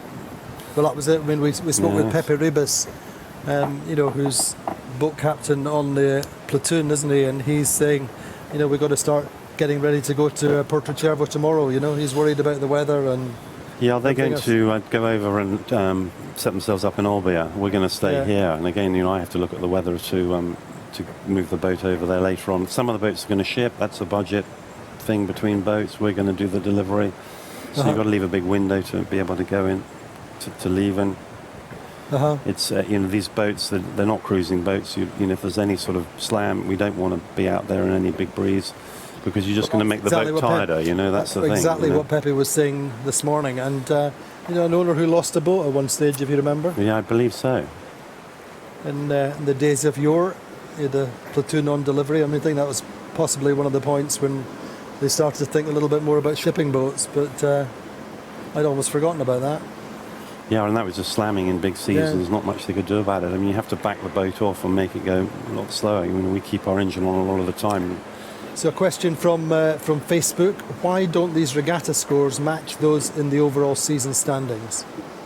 So the reason for that is that the boats have to do all the regattas but one to score for the overall season standings. They're allowed to miss one regatta. Obviously, they score maximum points for the regatta they miss, but they're only allowed to miss a regatta. And so there are some boats who've only done one regatta, maybe some boats only doing this regatta and one other. So, example, Team Vision Future, Gladiator, for example, they're not doing the whole season. So the season is scored only on the boats that are doing all the seasons minus one regatta, or the whole season. So I think there's 8 boats which are doing all the races, all the regattas, but they are scored over the maximum number of races for the season. There's no discards. So back on board with the Provezza. Breeze is up a little bit. Chris Hosking near the main sheet trimmer. Yeah, he's really our mast man or rig man as well. He's in charge of all the tune. Hugely experienced though, isn't he? Yeah, massively. Yeah, he's also the project manager of the builds of these boats. He knows absolutely everything about Hides them. it well though, doesn't he? But yeah, he's a soldier. And a big lead for the Provezza. Quantum up to second with Sled third. Azura platoon, Jenny, how's it looking? At the moment, I think Azura has made small gains. In fact, platoon a bit further out to the right. Azura playing up the middle of the track a little bit more, and it just looks like they're a little bit more bow forward, but they're kind of maybe in the bad air of Sled. Perhaps Quantum Racing could be affecting them, although Quantum is about 7 boat lengths forward, so maybe just enough not to. So almost could see Azura possibly tack out sometime and be on Platoon's line, but I do think it doesn't look like the right side has been to the favor of Platoon at all, and I think that's it's going to hurt them mentally much more than almost the foul, because I think really they keep thinking that even if they're deep, they can move through the fleet, and this is maybe the one upwind that we haven't seen that, and in fact they might be losing other boats as well on the far side of the course. So I think it's just a kind of a game of a couple unforced errors here, the penalty on the start line of the race that was restarted, and then the I want to say it was tacking on a starboard with Azura underneath them at the top mark, or Azura to weather them at the top mark. That was, again, sort of unforced, and it's going to be a difficult day for the Platoon team if they come ashore, especially if we don't get this final race in today. I mean, you were just alluding to the fact, Andy, that we might not get a final race if it's a little bit too close to the 3 o'clock window, and so some of these teams might just be paying attention to the time running down and be thinking, this is actually it. We need to make sure we're putting the points on the board that we need. And at this moment, Azura probably is pointing those points on the board, and Brennanasek may be coming back into it a little bit, but it's a tough one for Platoon here. Yeah, 2 or 3 places between them and Azura now. So it's going to be a very, very interesting finale.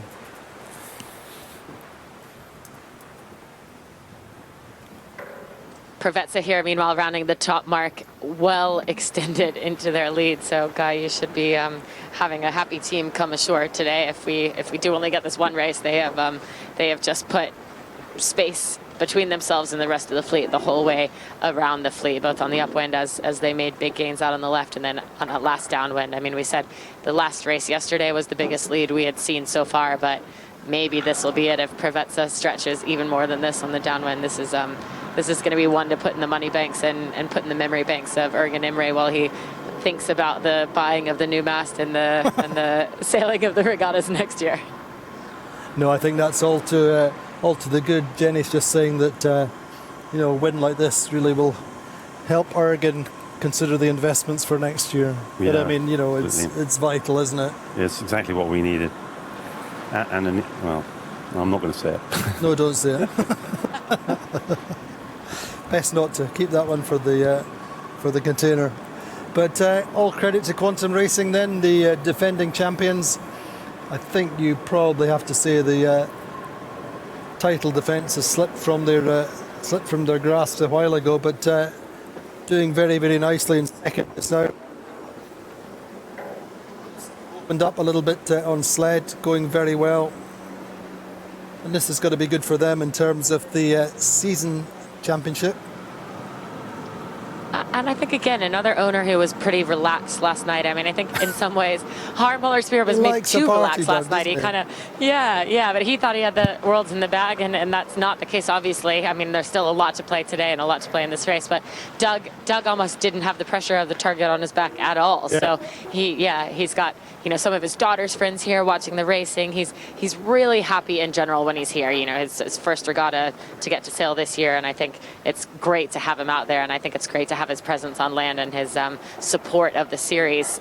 We feel it everywhere, just the broadcast team, the event team, the sailors. Like, Doug really does love it, and so I love to get to see him be rewarded with good races like this. I think when they came in and won the first race of the regatta, like, that was awesome, and the smile that was beaming from his head onto that boat was spectacular. But then they haven't had the best week so far, so a good second position right now at the moment. And Allegre also slipped through sled there into third place, with sled back dropping into fourth. So at points, sled was at the top of the leaderboard on that first upwind, but it's just been a tricky race course out here. And meanwhile, the back of the pack is very condensed. The final Phoenix 12 with Azura behind them. Brennanasek's made some moves forward, actually. Brennanasek getting between themselves and Platoon, so that's the boat loss I was referring to earlier for Platoon on that upwind. And then Gladiator and Team Vision Future and Phoenix 11, I think, maintain their positions. But that is a really tight battle, almost from 4th to 11th place here. And I think we could still see some big moves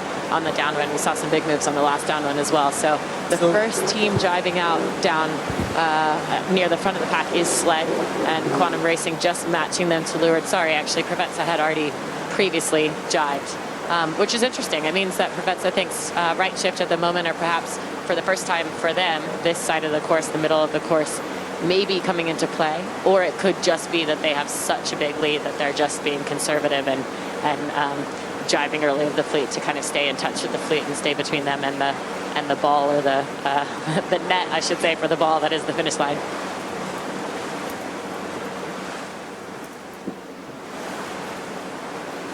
But just one boat between Azura and Platoon, so still, as it stands, the world title with Platoon.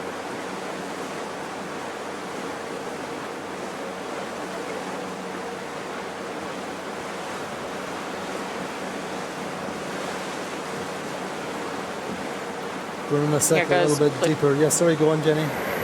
Here goes Platoon for the jibe. So I think still always on the aggressive and on the front foot here with Platoon, and I think that's a good opportunity there. I think also those four boats were quite close together with the Brennensek and Azura, so a little bit of the wind would have been going over that pack of boats instead of into them, and I think reality is Platoon could make even further moves forward here. If Azura doesn't jibe out to protect, then this might be a big aggressive and possibly a big gain for the camouflage boat.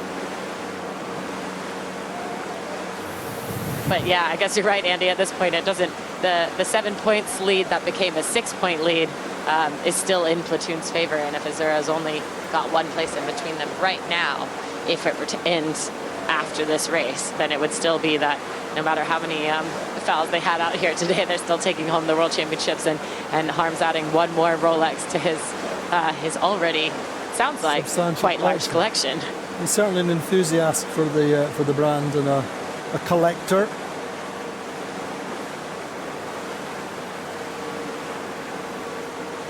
But I think, as ever, world title means much, much more.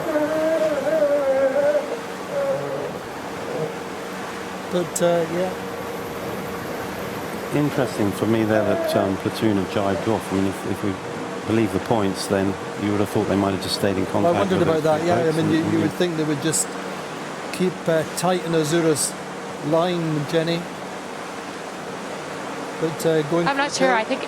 Yeah, go on. Yeah, it looks at the moment like it's a big right shift, and I think they do feel like get on the long jibe early. Why would we stick here? And what's kind of the bad air of the pack of those four boats? And in some ways, they might ever be thinking about the overall series as well. And any points that they can gain back on Azura in general in this race are just getting them that much closer to them on the overall series. They're as it stands 1 point behind Azura for the leaderboard of the 52 Super Series 2019. So I think it's just on the front foot, and I think it's just the more aggressive move in one way, but also the better move for this race course at this moment. So I think the reality is it's a bit more surprising that Azura and Brennensek hadn't jibed earlier, but maybe they were just thinking there's slightly better pressure on that other side of the course, and that other side of the course has definitely been paying for the majority of today.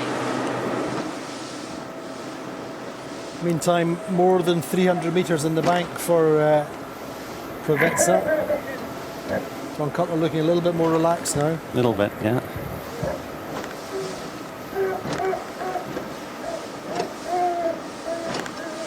And we're going to jibe. Who are your grinders there? Yeah, we've got Matthew and Kıvanç. Kıvanç is one of our Turkish guys. Yeah. And Matthew's local Englishman from Parma here. All right. Very strong. Joined the team when Big Guy left us last year, and stayed with us ever since. Real powerhouse, which has been really good having. Matthew Barber. Oh yeah. So he's local to Palma, is he? Yeah, he did. Yeah. His dad's out there on the chase boat today. There his family been visiting all week.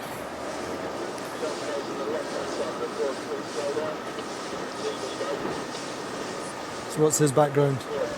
He's a rigger and sailed quite a lot. I think he... his father sails as well, doesn't he? I believe so. His brother's on classics. Yeah. As a first mate on one of the classics. They did tell me what, but...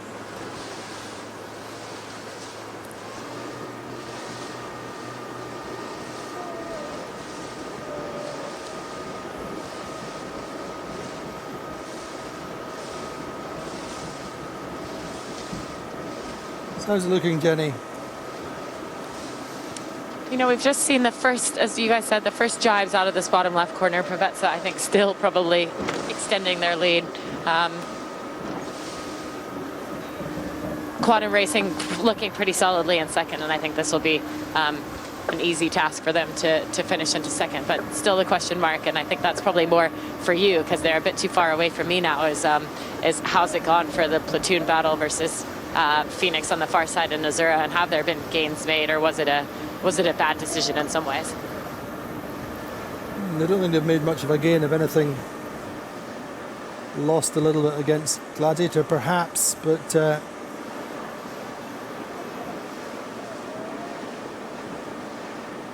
yeah. Everything looking pretty relaxed on the Gladiator. Their tactician keeping his eyes out of the boat.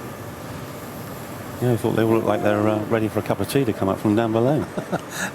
Some scones. Tony would be quite happy about that.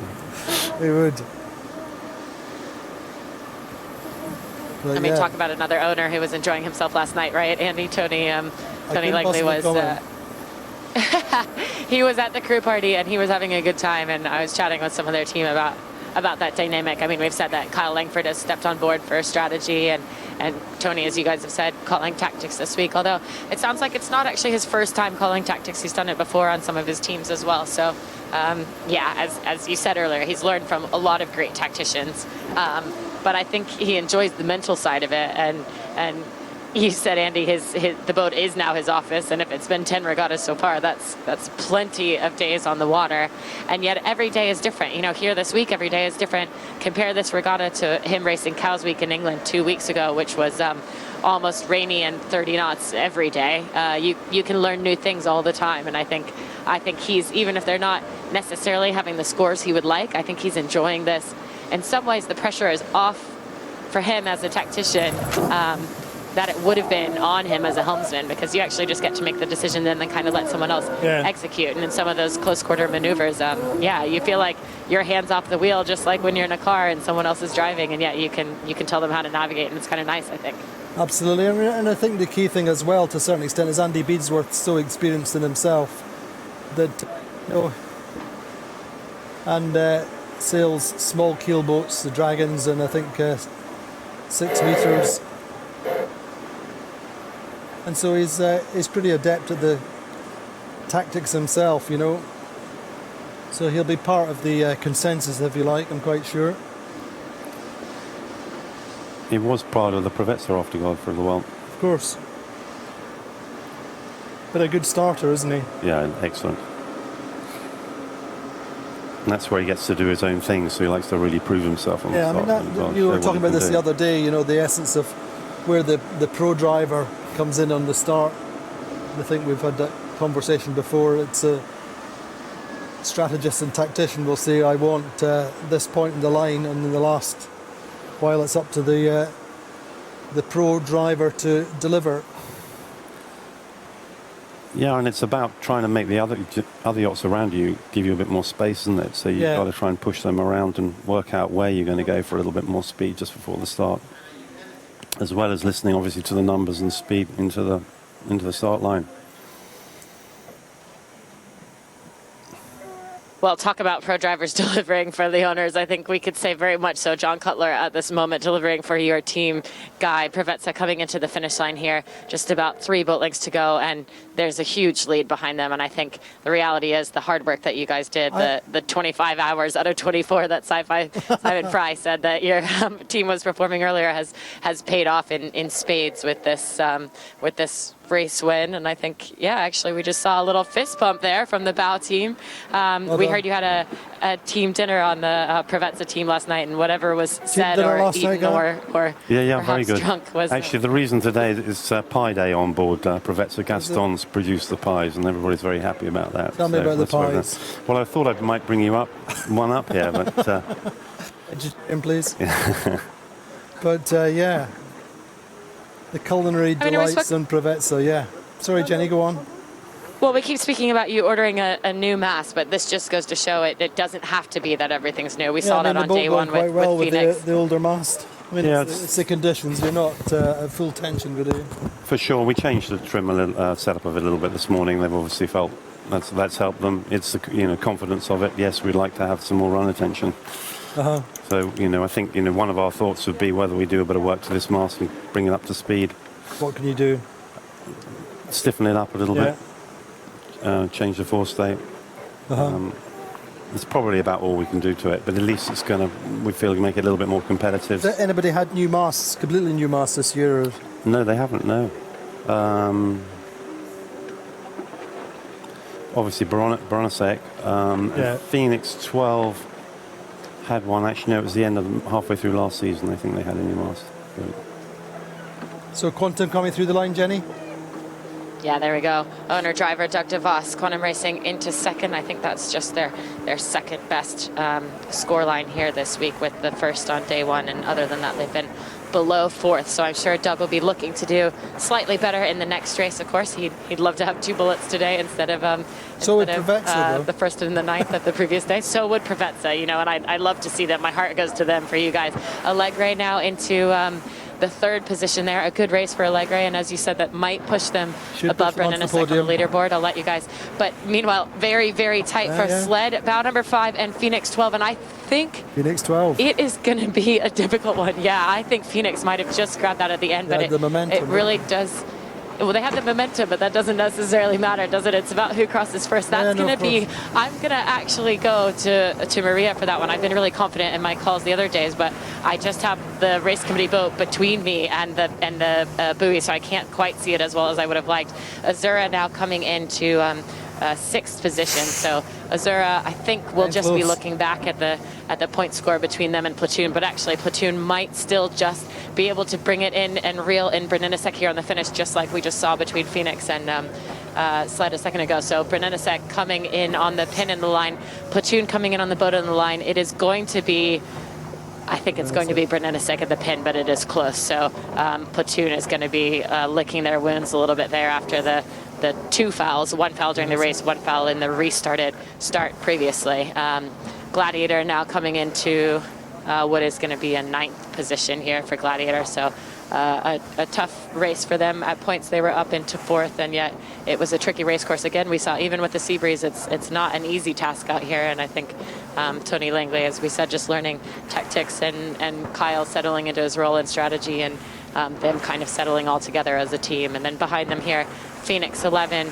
They've also had a tricky week this week. They haven't necessarily put forward the scores they would have liked. 1 second place on the first day, 1 4th place yesterday. But other than that, I think Hasso's seen more of the stern of his daughter's boat than he probably would like. And then crossing the line here, 11th, Team Vision Future. And Andy, we've seen them in the mix. We've talked about it when they got the 6th twice this regatta, that they were really sailing well to be able to even be this close to the rest of this fleet with the rest of the talent out here and the kind of years in this class from all the way when it was back in the Med Cup racing to these days. So I think still keeping it really close for Team Vision Future and keeping it in the mix, and they should be proud of themselves. Indeed. Just looking at Harmuller Spear on board. John Kostecki, what's he saying, Guy? Well, I reckon he's looking a little bit relieved that the race is over. Yeah, definitely. But doesn't look too relaxed. Looks a little bit high pressure, just saying this is what we got to do. Yeah, sorry about that, but I think they had a good race though. Yeah. I mean, in general, you know, considering where they started and their problems over the course of the race. So I guess they've got a nervous wait to see whether Maria's going to run one off and stay focused on the whole thing. Sorry, 14:25 local time. Have to get the race away before 3 o'clock, or warning signal off before 3 o'clock, unless there's a general recall. But let's have a recap of how race 8 rolled on. Yes, thank you, Andy. What an incredible race out there. Pretty tricky race course. As we go back down to the start, you can see a few of the boats opting for that port start, and it really didn't go to Platoon's favour. You can see just in the middle of the course they're having to bring their bow down and come back and dip this fleet here. The rest of the half of the fleet coming back on starboard. As you can see, the bows come down really hard, and they're just looking all the way to the boat, and there is nowhere to go in. Unfortunately, not a great start for the Platoon. As we were chatting at the start of the show, they really just needed to come out and keep their bows clear in this one. And unfortunately, this start before this, they did cop that 1-point penalty. You can see them a little bit buried in the fleet here, just trying to find a clear lane to attack this first beat. And as we made our way up the beat, you can see from the drone there, a great shot of Sled down the far right-hand side. And this is Platoon out the far left-hand side with the whole fleet to leeward of her.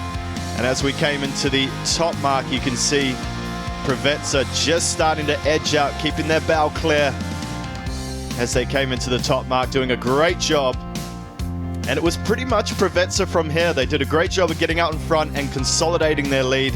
You can see the melee behind them, the two boats together there. Platoon copping a penalty I think it was just slightly before that moment actually. Brunelesek here making their way down onto the run. Great drawing shot just above them. They were a little bit buried in the fleet at this point. As you can see, a bit of a split in the fleet at this point. Provezza to the right-hand side, Sled out to the left. And as they approach the bottom mark, cool and calm on Team Provezza as they just kept on extending their lead. Around the bottom mark, looking up the race course. All the fleets still under spinnakers. And doing a great job. Going on board here with Azura, you can see off to her leeward side Platoon. So just keeping in touch there and trying to attack them on the points board really. As we go back on board with Provezza, still out in the lead, doing a great job, and they really put the heat on that second upwind beat, getting around the top mark with plenty of space back to Quantum, who made their way up into second, doing a great job there. Doug DeVos having a fantastic time out here in Morca.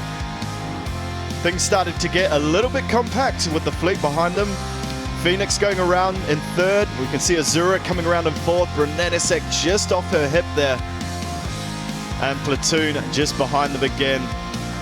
Platoon, as we mentioned, did jibe away quite early. We thought they might stay with Azura, but electing to try and get their bows clear. But as we came down to the finish, it was all Provezza taking the race win here. A great way to start things on the final day, with Quantum taking second place. Doug DeVos will be very happy with that result.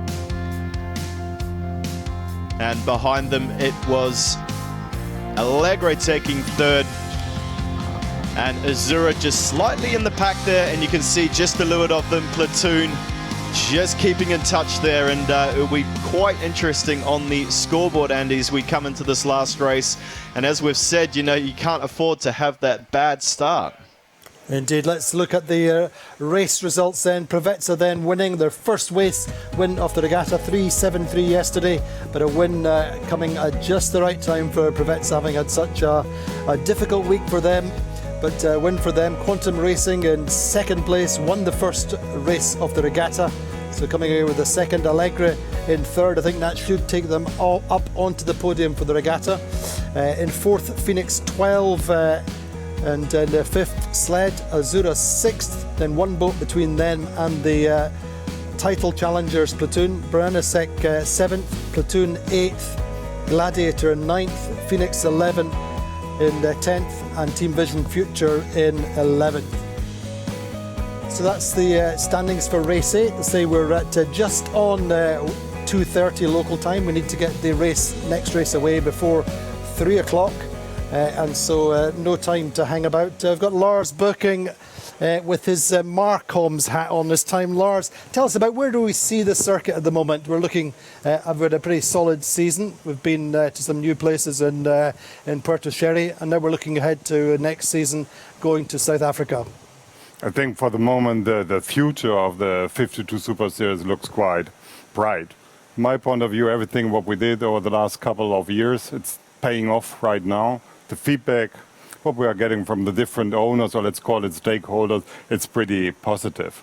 And I think the change of concept, you know, just to listen a little bit more to the needs of the owners, I think that was a very good idea what we had in 2012.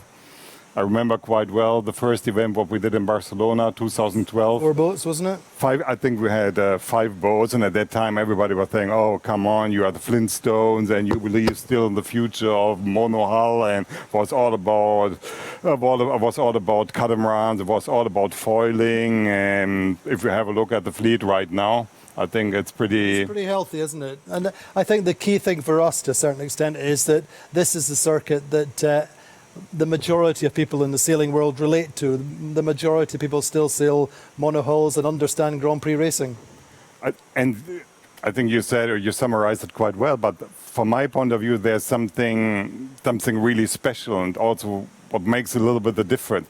And that's, you know, also what the sailors or what the owners saying. It's, you know, it's the Full it's package. it's a full package, but at the end it's so competitive. It's so competitive, and also if you have an older boat, there's still the opportunity or probability that you might win one race or two races, and that's exactly also when it comes to the successful businessman. They are looking around for competition. That's what we can offer. If you have a look, for example, in the Fast 40s, where we have one of our stakeholders selling Niklas Sandström, and I think he's dominating the class. And sometimes I think it's like, hey, you need some new energy. It's like when you do business. And absolutely. So what about going to South Africa next year? What's the strategy there? Obviously, it's a fantastic idea, but we're not going there just because it's a nice place. No, I think when we worked on the strategic concept, so many years ago, I think what we said first was very important, to say we want to create an international circuit.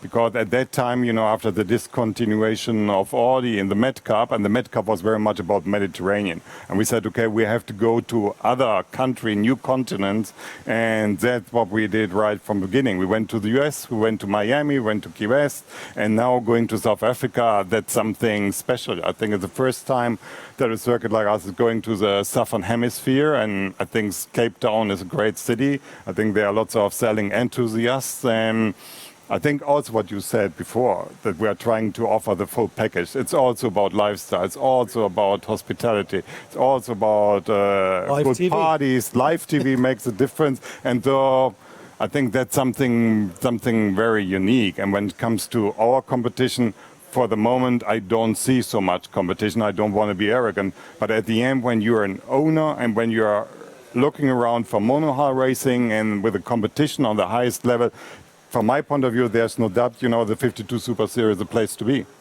But it's still possible for an owner with an older boat or buying into an older boat. I was saying the other day, I think the Luna Rossa package is still sitting on the dock, ready for somebody to buy it and turn the key and go racing. Yeah. I think at the end, that's really important. And at the end, we at Super Series or 52 Super Series also have to say thank you very much to Rob Whelan, the class manager, because I think at the end it's also very important, when we're talking about the full package, the rules make the difference. And I think that worked quite well. If we have a look at the French team, they have the 2015 sled and they are doing a fantastic job. So with the 2015 boat, you are still in the mode that you can win one regatta, one race, playing there with the big guys from the America's Cup, Volvo Ocean Race, Olympic Games, and that's really the cool thing what we're offering. And Doug DeVos was talking, I don't know whether you saw the interview with Doug, but he's talking about the kind of family atmosphere ashore, and the French come straight into it and enjoy the atmosphere, and on the dock they get so much help, Quantum Racing team helping them as much as they can. It helps to bring everybody up to the same level as quickly as possible. Yeah, at the end, and that's what they are looking around for. It's not like that you say, oh, another team is winning. Said no, there's a new team coming in, and they are able to fight with us, and that makes it much more entertaining. I think we had the situation in Cascais where we only had 7 boats, and everybody was saying, oh, it's much better if we have 10, 11, 12, and so we are happy to have 11 boats here. Now we are going to Puerto, and I think that we have 10, and then going to South Africa with a big fleet again. That's fantastic, because at the end, that the competition what the owners are looking around for, and also when we're talking about marketing and communication, I think it's what we are selling, the product what we are offering. Also when it comes to the live TV, it's fascinating. Talked this morning to one of my former colleagues from Sociolosa, Mark Legess, and we said this kind of sailing reminds us very much of the fleet racing what we had in the 32nd America's Cup in Valencia.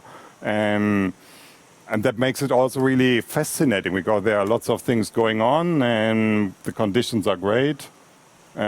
What else can we expect? So, we want to continue with this. So I believe that towards the end of next season in Puerto, I think we're having an invitational regatta, inviting some of the older boats to come and compete, and hopefully that will bring people into the funnel. Yeah, I think that's really important, that we keep going on working on the future, because it's not like, okay, now we have 11 boats, now we are happy, now we're settled. No, I think it's very much about the vision to create something, which is sustainable. Now, also when it comes to the regatta in general, So there it's really important to listen to the people, to listen to the stakeholders, to talk to the different venues, and then also go to new venues. And I think that's on our bucket list as well. I think yesterday there was a question when Where else do you want to go then, Lars? when do we go to Australia or New Zealand? You know, the America's Cup will take place there in 2021. So why not? I think, you know, we are open-minded, and the product, what we are offering, the product, what we are bringing to the different venues,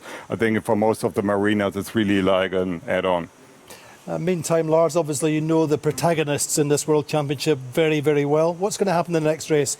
You've got the Iceman under pressure. Harmler Sprayer just didn't start as well as they should have, but they're still there. They've got, I think, a 3 or 4 point lead going into the last race. We're under pressure to get the race away. Meantime, the Latinos, Azzurra just behind. It's fantastic sport, isn't it? Yeah. I think the good thing is, you know, we're working in the circuit in so many days, and we have friends in all the different teams. So it's not like, okay, that you are cheering more for one. Yeah, absolutely. But at the end, I think Harm, he's able to stand the pressure. He's reckon? very much about, that's what we discussed this morning, don't crack under pressure. I think we'll say, but you never know, because yesterday I also talked to Guige and the Latinos, you know, he knows. They want it, don't they? They want it, yeah. They are hungry, they want to have it, and so you never know. It's funny because they have a little suspicion, a little superstition that this is going to be their year. Yeah. And, you know, good luck to them. And at the end, what you also have to keep in mind, we are not only talking about the Rolex TP52 World Championship, it's also very much about the overall. And that's Terry Hutchison says, it's a marathon. And not a sprint. Exactly. Anyway, thank you very much, Lars. We talked to one of the linchpins of the platoon team earlier on. Pepe Ribas is the boat captain, hugely experienced sailor, America's Cup, Volvo Ocean Races, and many, many years on the 52 Super Series. And this was Pepe Ribas when we caught up before racing today. So, Pepe, a big day for you guys. Are in the lead going into the final day of the World Championship. What's the mood in the team today? What's the process you go through? Well, at the moment, the process that we're going through is preparing the delivery to Puerto because we have to leave the dock tomorrow at 11 o'clock. So with the short team, we've been preparing the delivery. This morning at 7:30, we were measuring with Pablo Ferrer, the official measurer, freeboards and checking the boat, because yesterday we did the 2 first. And no, normal boat. The guys haven't arrived yet, so it's normal for them. 10:15, and the things start to roll on from now on. Just preparing the sails. The boat is ready. It's just one more day. But in essence, just the same as any other day, even though it's a world title at stake. Yes, it's just another day. I walked my kid to the sailing school, went to have a coffee in Porta's Nose, came down. Just one more day. And tell us, what's the ethos of this team? What's the DNA at the heart of this team? You've got Harm and a whole bunch of guys from different nationalities. Yeah, well, it's been good bunch of guys put together by Harm, John, and Jordi, and you know, and we are a small team compared to the big teams in numbers. But I think we've been keeping the same crew for the last 3 years, except from Jules. And you know, everyone knows what has to do. We deal with each other's ups and downs very well, which is very critical in these boats. And I think that's the key. And also, we have a fast boat. We have good sailors. We have sailors that always look for an inch every day, and to improve the boat every day for the next regatta. So I think that's the DNA of this team. A little bit of an insight. Why is the boat fast? What's the secrets? I cannot tell you. No, well, it's you know, we are a brolic boat. I think we are especially designed for these conditions. So you optimised for what wind speed for here? I think we this year we are more optimized for more wind, but obviously 15, 16, yeah, we're trying to improve the boat in the higher end, because last year we lost a lot of points in Cascais. So we try to improve the boat in that was the third pedestal move for Cascais and Cadiz for the big winds, weight aft. The new keel is more weight aft. So we've been trying to improve with the higher end of the range to don't lose so much points with the boating guys in that area. But this is our home. But you're good. You seem to be quick in these conditions in the light sea breeze. Yes. I mean, we have improved in the higher end, but the 11 to 14 is our home. Portals is our home. Mallorca is our home. And general strategy, I mean, talk to us about these starts yesterday, for example. That's not part of the strategy to start badly, is it? No. I mean, you know, especially in the third race, you see now the people is stacking more on us. Then we don't have so much free air. Like in the second race. But you still get through. Yeah, we were find a good line, and you know, sometimes they cannot find a gap to cover you, because when they come to port, they can attack wherever they want. So, and sorry, is that a particular strength of JK's, that to be able to think kind of more three-dimensionally and use other boats to block? Well, JK is a top sailor, you know, and no one knows what is inside his head. So I think he does very well. When more shifty and more difficulties, the better that he does. So and yesterday there was plenty of opportunities for everyone. It's not was just for us. The opportunities were for everyone. Just we got it right. And talk to us about Jordi. What does Jordi bring to the table? Well, Jordi is another very good sailor, and he has, I think, one of the best local knowledge of this bay. But also,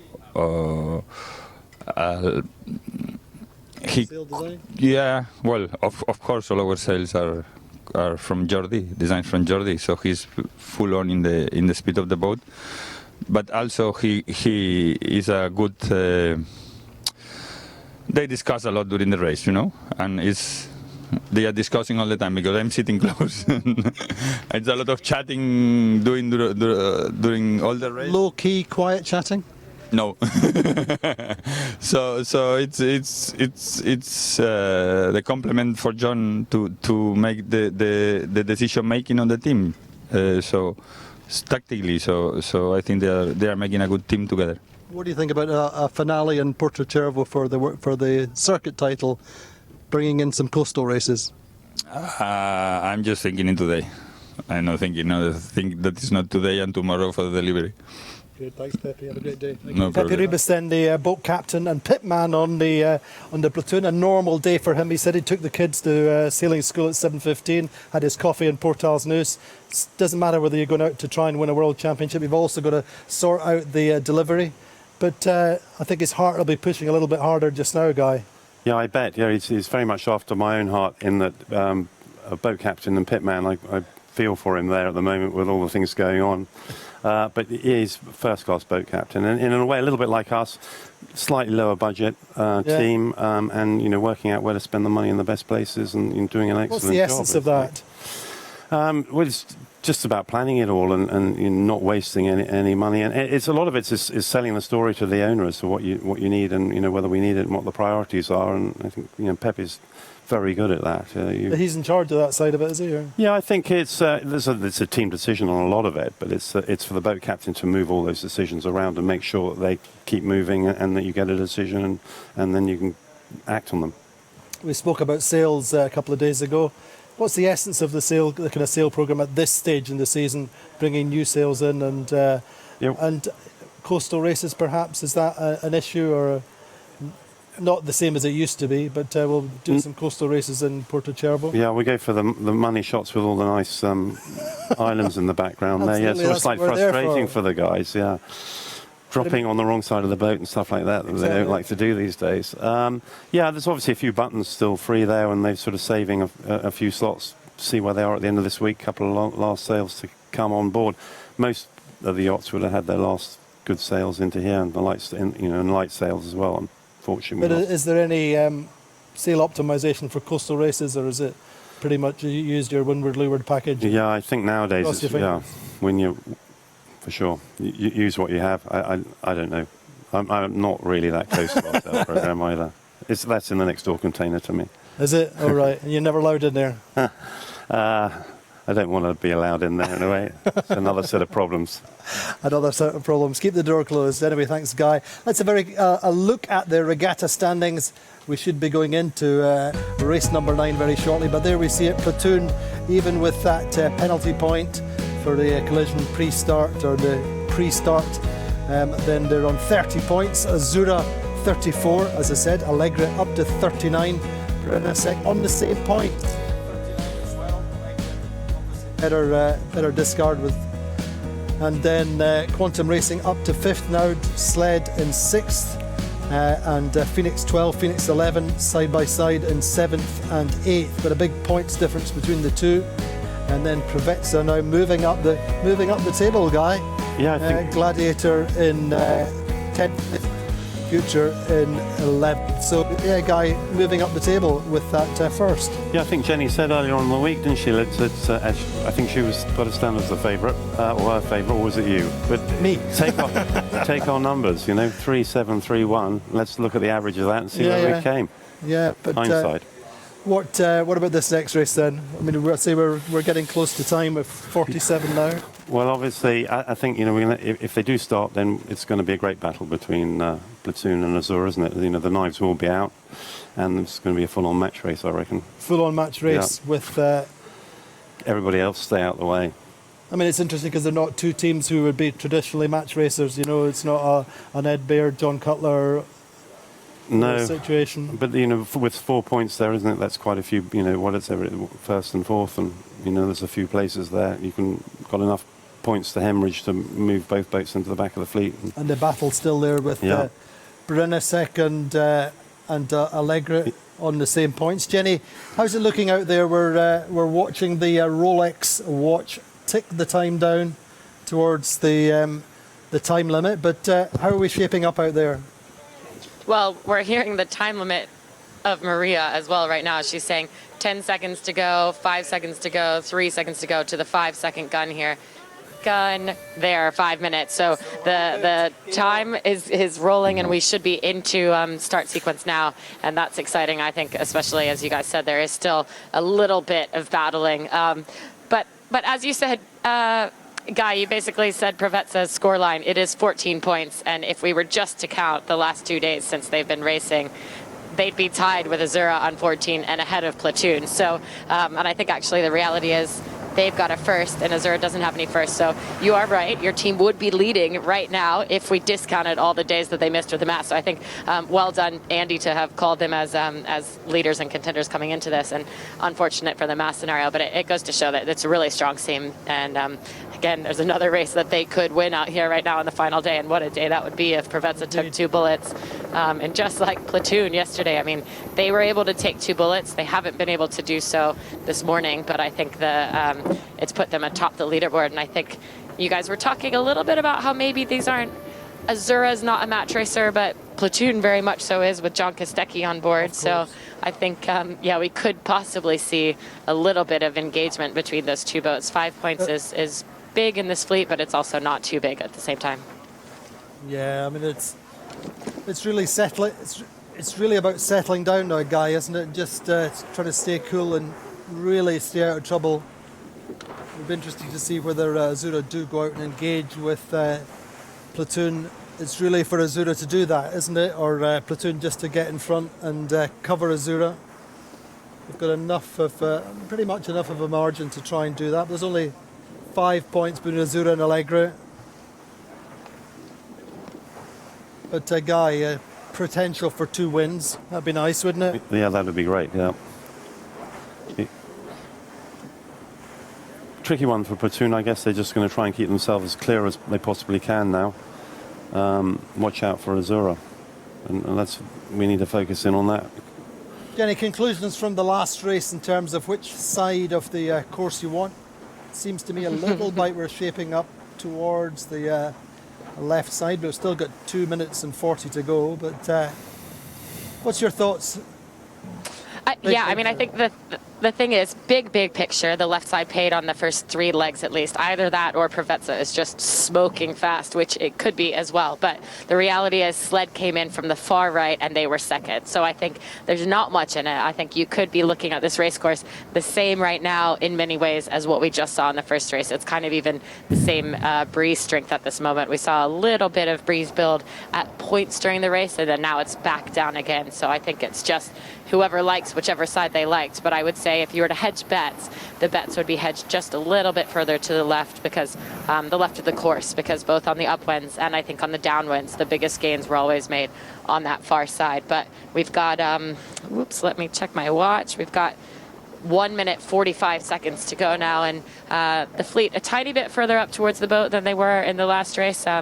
All well down from the line still, but it's just going to be eyes onto Platoon. This is where they can screw up. This is where they have screwed up, and this is kind of where all the money is for them to then be able to defend their title. If they get off the start line clean, I think they've got a really, really good shot at keeping the 5 points ahead of themselves in Azura. And yet if we see any sort of penalties, any sort of over early, we could see them possibly 6th or deeper. We could easily see Azura win a race. They want to out here. They haven't gotten a race win yet. So Azura, meanwhile, very much close to the pin, 1 minute 10 seconds. So Azura and Santilonge very much liking the left-hand side, and I think that's a strong and a smart move. And actually Platoon still coming up here even more towards the right-hand side. So this will be an interesting one. Those two teams not engaging at all. We thought perhaps that they might engage, but it seems like they're just staying well apart. And Platoon has Phoenix 12 to weather, has Provezza down there with them as well. So Provezza, again, liking the left-hand side. It's going to be a little bit of a difficult task, maybe for Phoenix 12 to stay there. So I think Azura looking like they're in a strong spot, and yet Platoon just tacking in here in front of Gladiator. It looks like plenty of room here between themselves and the committee boat in. Quantum Racing hasn't quite gone bow up. Okay, but there's the bow up for Quantum Racing, actually. 30 seconds to go now, and Quantum Racing might be held by Phoenix 11. Platoon is going to the leeward side. Does it look like? No, they're going to the weather side of... No, they're going to leeward side. Platoon forcing Quantum off, so nice moves there for Platoon. They are late to the gun, though. 10 seconds to go. I think they're well shy of the line. Meanwhile, on the far side of the line, 5 seconds to go. Azura battling into the pin end. Azura with a nice speed build and nice acceleration there. A Phoenix 11, probably the best start if there's no over earlies. Quantum Racing actually away from Platoon's hook, and Platoon went for the hook and is now been penalized by the umpires. So like we said, eyes on Platoon. It's their own goal again here for having essentially what they did is they left. I'm assuming that this sorry, just making sure we stay out of their way, but that this umpire call there was because they overlapped too quickly and then left too quickly on Quantum Racing just before the start. And that was just an aggressive move that didn't need to be done. They sort of got in there and had room and didn't really need to execute the way that they just did. And that might be a game changer for this World Championships. I mean, that's the one thing we said that they can't do is be this deep off the line. And now they've got to make some major moves. And I think with Azura, I can't see how they're doing, Andy, but if Azura is doing far well on the far left, this could be really, really interesting race. Indeed, they are on the far left. Seemed to make a pretty solid start, but that really was self-inflicted, Guy, wasn't it? Yeah, absolutely. Really bad luck for them there. And once they got behind the line, they couldn't then had to sack again because of Gladiator. So really pushed into a bad spot. Just trying to pick up Azura, but I think Azura in that group just to leeward. But haven't quite seen them yet. There they are, just to leeward of Provezza. I think that far side of the line. Far side of the line, but Azura didn't get the best of starts. Gladiator coming out to this right side. Provezza pretty solid off the line. Sled seemed to be best just now. But look at that, in the middle of our picture just now then, the team who have a 4-point lead going into this final race. Way back. Yeah, couldn't be in that. Azura seemingly not good off the line, but we're just hopefully try and catch up with that. I think Azura tracker doesn't appear to be picking up as it should do. It's going to make our life a little bit tricky.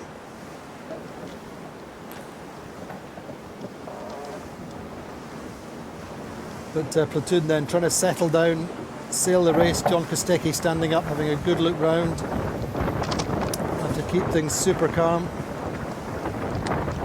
Yeah, if anybody can sail themselves back into the race, I believe it's this team here. I don't think it's over for them yet.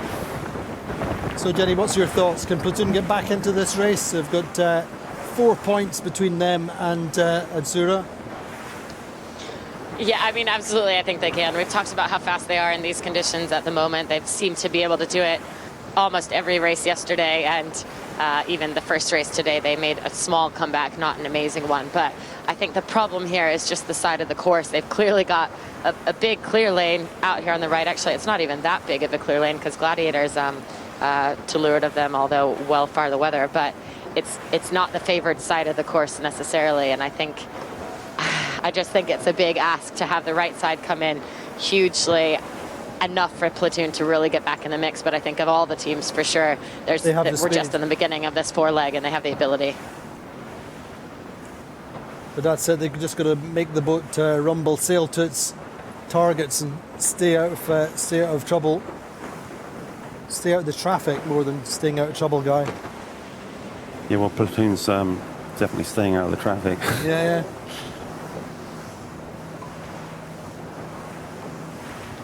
But Azura then left side, or the most left boat, in a fairly reasonable position just now, but not spectacular. It's going to be about whether the left comes in for them. But balance of power is on the left, really, from what we can see. Provezza going left, Guy. That's interesting. Well, yeah, I guess Nacho's liking that side as well. The boats on the far left of the line haven't gone as well as the sort of middle fleet, although difficult for us to see the pressure puffs coming down. I think there was clearly something that came down to that middle pack right off the start line, because it was a nice start for Azura and Provezza to leeward, but all of a sudden Sled and kind of the boats around Sled in the middle just punched forward. So I think you're right. There was a little lane of streaky breeze that they gained from and they profited from that didn't quite get all the way to the left.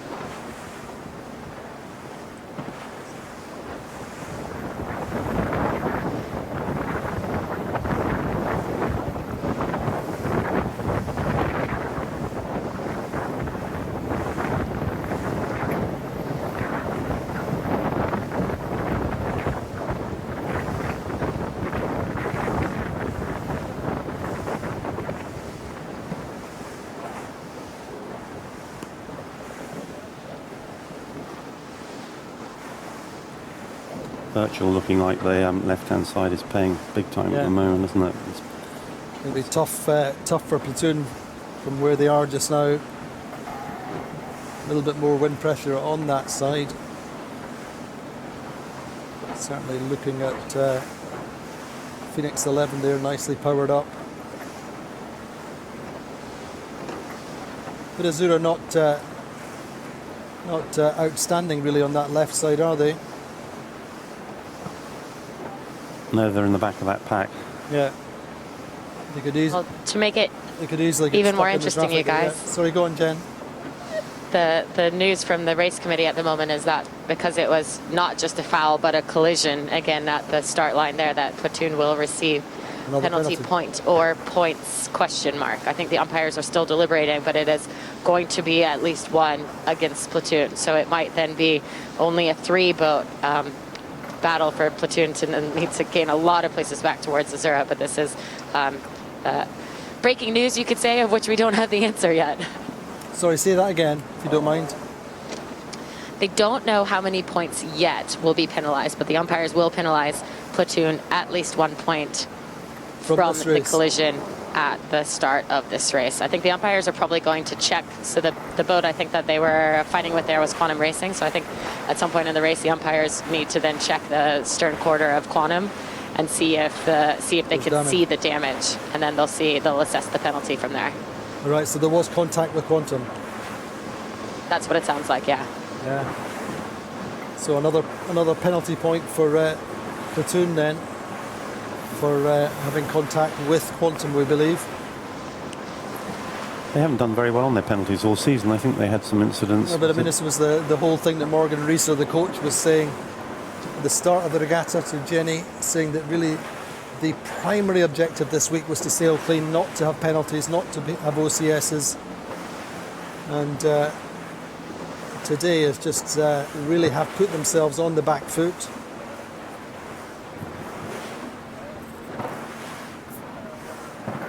But they're going quick. It's really a big ask for them, Jenny, isn't it? Yeah, I think, again, we were just saying the left side has been so strong that it was a hard race course to come out on the right on, and the one time where they really need to get off the start line is in the sea breeze when it becomes obvious which way to go, and it's a one-sided racetrack, and here we are, obvious which way to go, and they sort of were aiming for the boat end, which was a little bit unclear. We said we liked the left and that it looked good to be Provezza and Azura, and yet then they, I think it'll be hard, we could go back and look, but it'll be hard to understand that penalty in some ways, because it might have just been a misjudgment, perhaps on the ability to swing, you know, from the bowman saying you can swing, that conversation getting back to Harm that he could swing, because it looked at points like they were going to be above and to weather of Quantum Racing, and then at other points they then kind of went quickly to Leeward to try to hook Quantum to force them out of the way, and somewhere in there is the mistake that caused the foul, and it's a difficult one because it is a really, really hard thing to get back, as you said.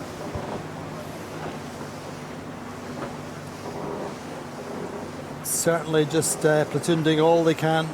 Going to have a very quick look at the replay of that start, I think, with James. Yeah, thank you, Andy. We're going to go on board with Platoon here. Now you can see Quantum just in front of them start to put their bow down. This is probably where Platoon went for the hook. And as you mentioned, established the overlap too early and pushed them up. You can see Quantum going up head to wind, near head to wind as they entered the start now. I don't know if there was a collision. Obviously, they're flying their flag because they believe that Quantum didn't keep clear. But it was pretty hard to see if there was an actual collision at that point. Interesting, Guy, your thoughts? Yeah. A silly area, isn't it? Yeah. They didn't really have to push that hard. With you would have thought they could possibly have tried to bear off and drive through the gap, given the circumstances. You can see the frustration on board there as Cheese slamming his hand into the winch. Yeah. On the umpires didn't take too long to make that call. No. But clearly John Kostecki thought the fault was with Quantum. It's tricky, isn't it, in those situations? There's a lot of verbal going on, or there can be a lot of verbal, and you know, often the helmsman might be reacting to that verbal a bit more aggressively than perhaps, you know, you say something pretty aggressively, but you know, you actually don't want him. Anyway, there we go, Platoon crossing in front of Team Vision Future already.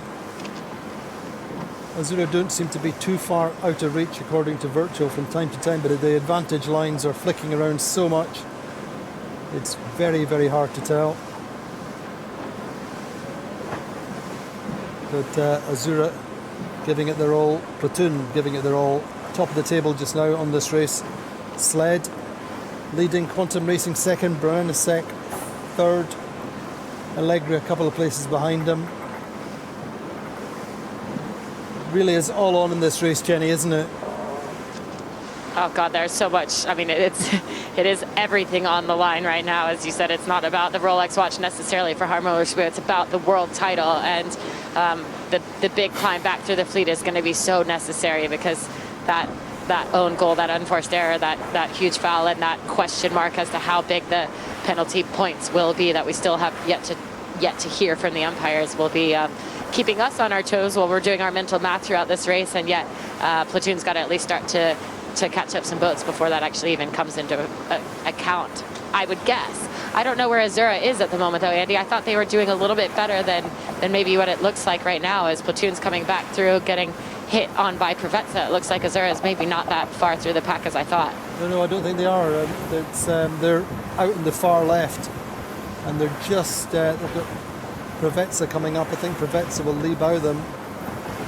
You're going to have to tack. Yeah. Port starboard. So that's not helping Azura, and a little bit to Platoon's advantage. But really knife edge stuff. Heart in your mouth. Yeah, Platoon already starting to make their way back into it, or at least make roads on Azura. Certainly the race not going the way that Azura would want it either. No, they must have felt that they've been gifted a little bit off the start line, as to see them. Platoon. Now Provezza on top of them. Yeah.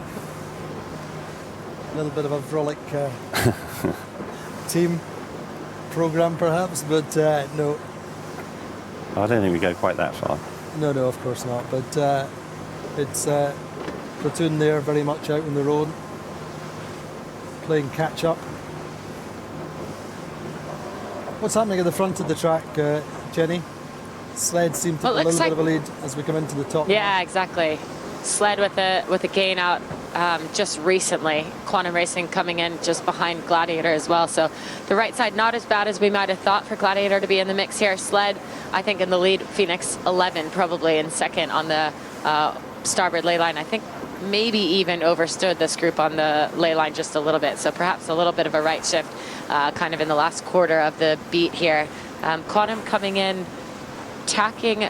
Yeah, I think Quantum also agrees that the rest of the fleet's overstood, so they've tacked almost in a weird spot here on the line of Phoenix 11, a little low of their line, so they'll be affected just a touch, but trying to make gains on Brennensek, Allegre, and Team Vision Future behind them. And I think it is going to be a lot of math going on. If we've got Allegre, if we've got Azura and Platoon deep, then Brennensek and Allegre tied on 39 sort of come into the mix just a little bit as well. If they're able to get 5 points on Azura, then it could be either of their games as well. So we've got to be eyes out here and well, paying attention to some of the math, because it is getting a little bit complicated as I look at it.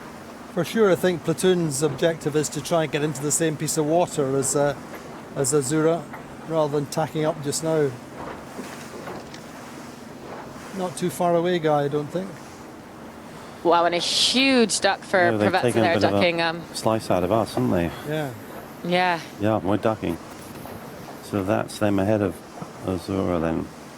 That is actually Platoon Lee bowing Azura. So talk about a comeback already. That's a fantastic comeback for Platoon. And let's hope that that is not another foul, because they are really close to Azura. And Azura maybe looking like they bared off underneath Platoon. So keeping an eye on that in the future. But Sled is rounding the top mark in first here. Sled not quite in contention for the podium at this moment. But I'm not seeing any flags on umpire boats here, so maybe Platoon actually getting away with one, or wasn't as close as it looked like from high.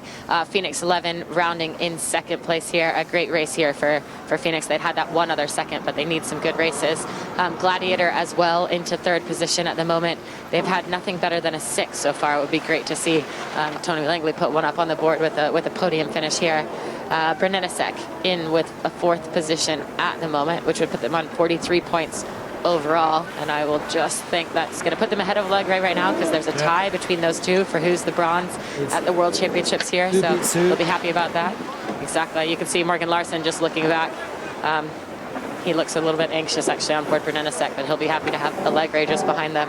And then the question mark, how many boats is this? Is it 5 boats between Brennensek, Allegre, Quantum Racing, Provezza, Team Vision Future, and Azura? At the moment it is. So that could be Brennensek possibly taking the top place in the podium, except that Platoon is it's still a question mark as to how many penalty points they have. So this is going to be up to the umpires right till the finish. But Quantum Racing rounding in 5th position, Provezza rounding here in 6th, just outside Team Vision Future in 7th place. Platoon and Azura rocking into what is 9th and 10th place, with Phoenix 12 in 11th. So Quantum Racing going for a penalty turn here. I didn't actually see what happened with Quantum Racing there. A little bit surprised by that, because they looked like they were all on their own in general, and yet I think that's gonna help Platoon and help Azura get some points back in the mix. Platoon having to go outside wide of Quantum Racing at the moment, flying their red flag, and I think Azura is going to as well fly their red flag, and Quantum Racing is going to be penalized probably for here's an umpire flag penalty for Quantum Racing for being in the way of the fleet while they did their spins. And again, apologies, didn't see what was happening with them while I was looking back in the pack, but one less boat between Brennensek and Allegre and the other 2 guys fighting for the top of the leaderboard, but it's kind of pushed Platoon back behind Azura at the moment. Now, I think that still will keep Platoon at the top of the leaderboard, Andy, because I think Platoon is basically it's going to be still 3 points or 2 points ahead of Azura, so they just need to keep within 1 point of them. But that was really strange with Quantum Racing, Andy. Yes, I think we've got a replay of the penalty with James. James, what happened? Yeah, thank you, Andy. As we go to the replay, you can see Quantum just in the middle of the picture, tacking over onto port. and it's the second white boat you can see just to leeward. It's a simple port starboard, and I don't know if she just thought she was going to cross, but it was a bold call, and as you can see, getting pinged right there, the bow coming up, and the umpires are right there to make the decision. Quite simple, port starboard, and unfortunately Provezza got caught up in that mess as well. I think she managed to keep clear a little bit, but yeah, big bad mistake from Quantum. We are back on the race track live, and the breeze seems to be quite light now coming down this run. Looking at Provezza with Azzurra here in the foreground. Quantum Racing, penalty costing them. It is almost lighter all the time here, Andy. I was just waving our motorboat driver to go a little bit further away to make sure we're not affecting the fleet with our waves out here. But Azzurra jibing and Platoon straight setting is going to be it's going to be one to keep eyes on to see whether Platoon can keep moving forward through the fleet. It'd be great to have heart rate monitors on board, wouldn't it? Far less in the studio. Yeah.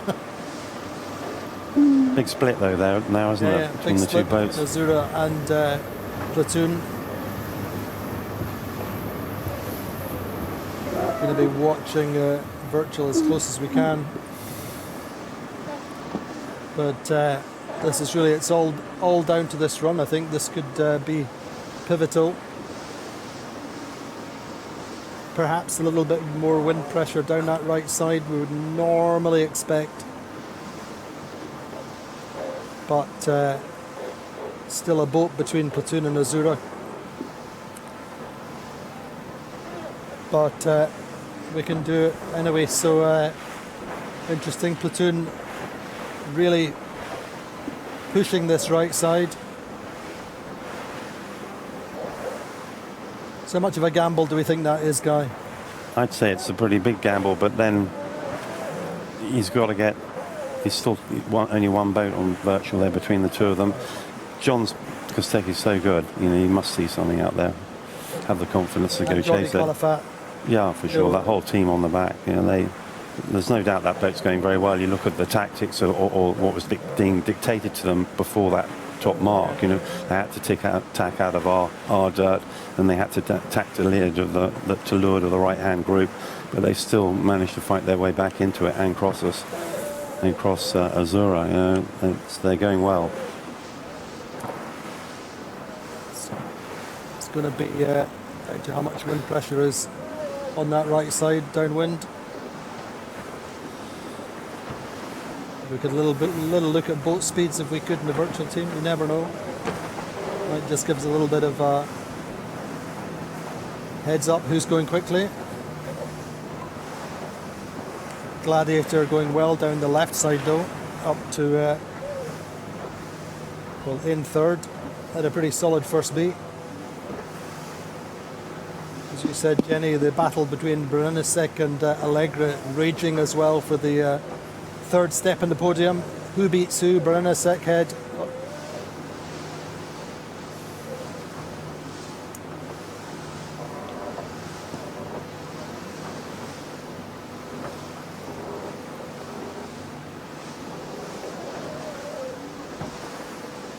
Sled, meaning, sled out in front.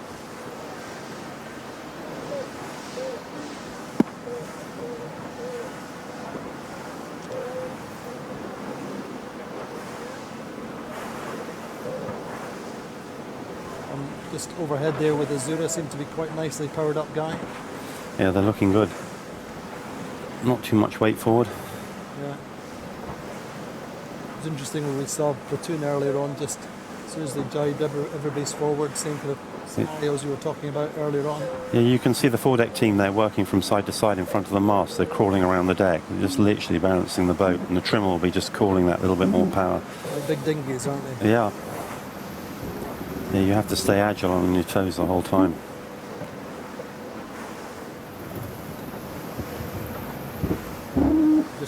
Azzurra just trying to soak down onto the Provezza when there's the opportunity. So how's the platoon looking, Jenny? Do you have any vantage point there, or are you out on this left side?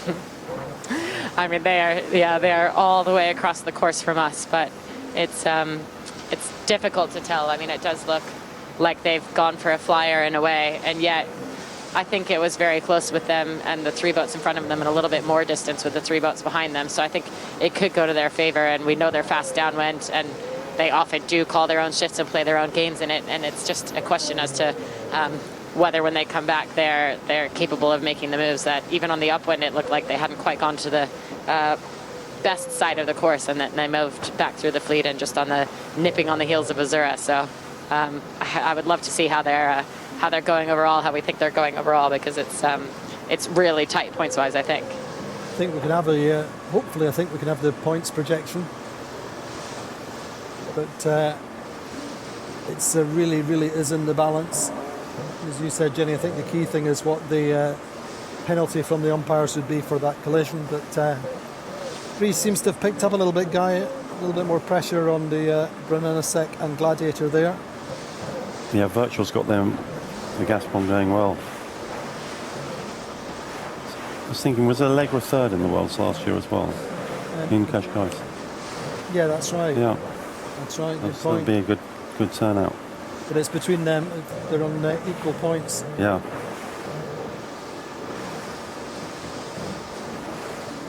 So there's the projected points as things stand just now, interestingly enough.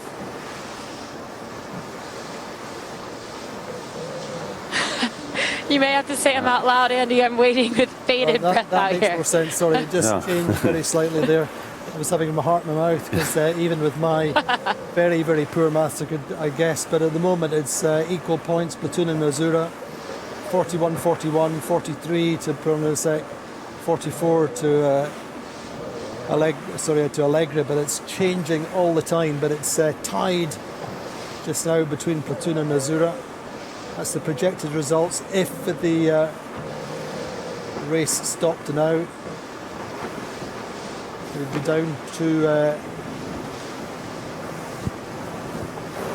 the tie break, and I guess that would go a Platoon's way with more firsts.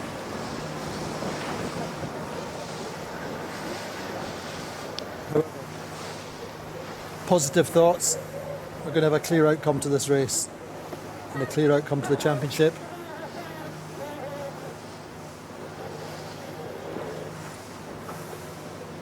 Platoon's just jibed back, digging in for even a little bit more on that left side looking up the course, right side looking down.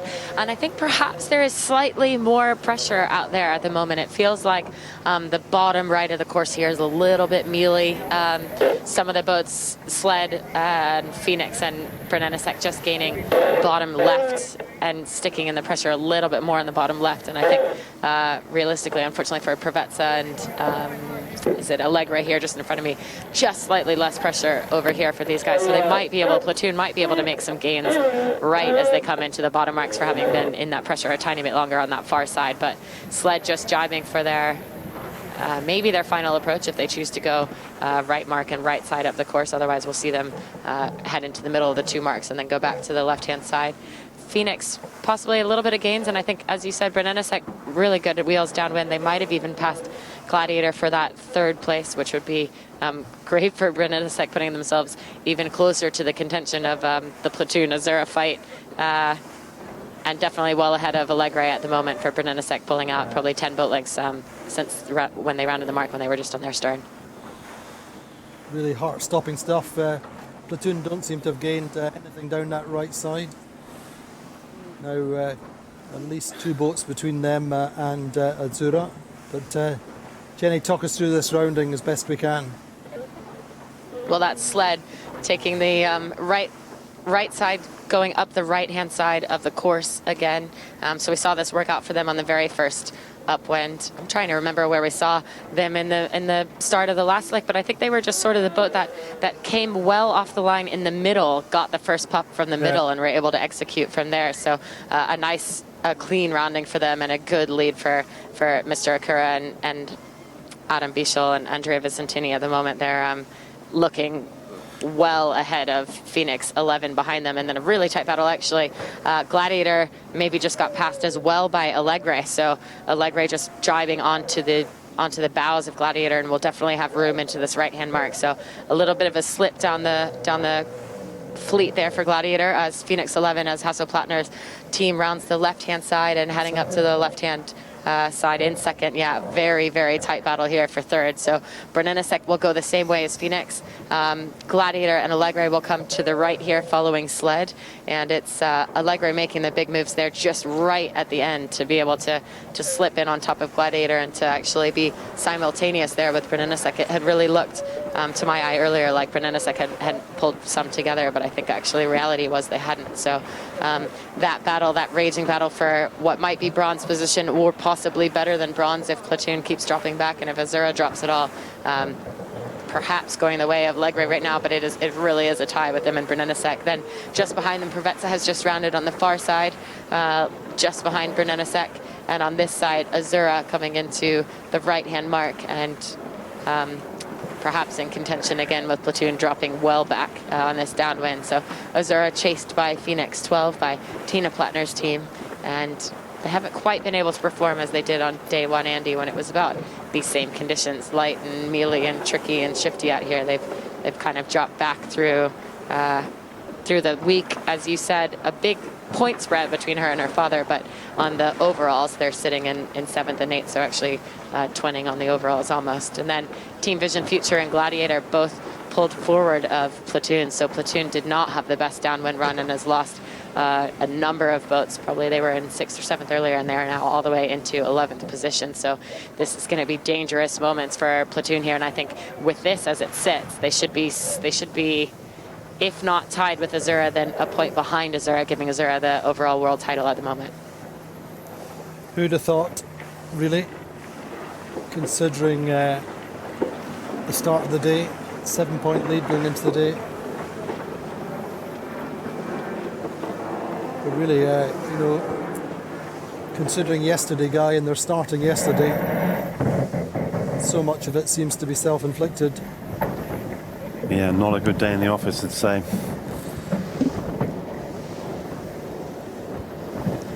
Anyway, need to get on the charge up this final beat of this Rolex TP52 World Championship. Pretty light and fickle conditions, really, all in all. Not the 12-knot sea breeze we seem to be promised, but I think to a certain extent that seems to be the story of the week in some ways, in that we've had forecasts, they haven't always played out as they were expected to do. Certainly yesterday, Guy, I think nobody was expecting the northwesterly to come in. Even Nacho was saying that earlier on. And today we were looking at a reasonable sea breeze, and it's pretty gentle. Not the classic Palmer Bay stuff we were all expecting. Not at all, but two boats between Azura and Platoon, 2/3. But really, John Kostecki and Jordi Calafat need to work a little bit of magic now. Seem to be nicely powered up, though.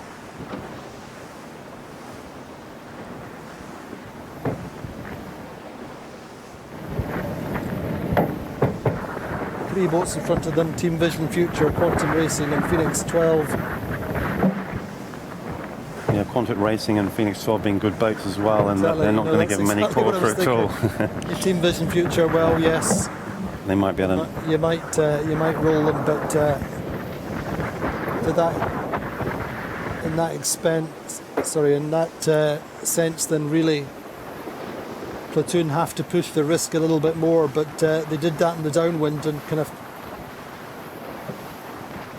didn't do themselves any goods. A question for you, Guy: are these yachts Cat Zero capable? They're capable, but they've got to do a fair amount of work to them. There are no bunks. Well, there are 2 bunks down below, but that's not enough. There is no. But it's not a lot of work. Not a lot of work, no. Mostly about making them watertight, isn't it? Yeah. That's the big job. A little bit more comfortable. A little bit more comfortable, but they do well offshore in general, aren't they? Yeah, they do. The TP52 rating has always done very well. Which is one of the things that keeps them marketable. Yeah, Don't hang around. If they're on a decent price on the second-hand market, they go fairly quickly. Mostly to the States and Australia. I think you nailed it there, Andy. The team that I sailed on, and when I was offshore racing on the TP52s, I'd been a Med Cup boat that came to the States, was converted to offshore racing, and then after that went to Australia, I think. So it now still is in Australia under the Ragamuffin banner. But but just like you said, Guy, it needed a lot of water tightness. I mean, I remember we were training in Hawaii, and it was the Morning Light project. But the probably the first 2 sessions we had, which were 2 weeks long, it was massive amounts of wind on Molokai Channel, and they were not quite as inshore friendly on the offshore there. But it is inshore friendly now, and I think the breeze is building just a tiny bit more again. It's just phasing again today, so just a touch more pressure, especially looking good at the moment for Azura out here on the right-hand side, perhaps just because we're over here with them so I can see them closely. But projected points table, Jenny, we see a Platoon winning by a point according to our projections. If the position stayed the same, certainly going out to that left side doesn't seem to have done Platoon any harm in terms of the wind pressure. You would really expect it, if it was going to phase in, it would come in from that side in general. So that seems to be what John Kostecki and Jordi Calafat have placed a little bit of faith in, but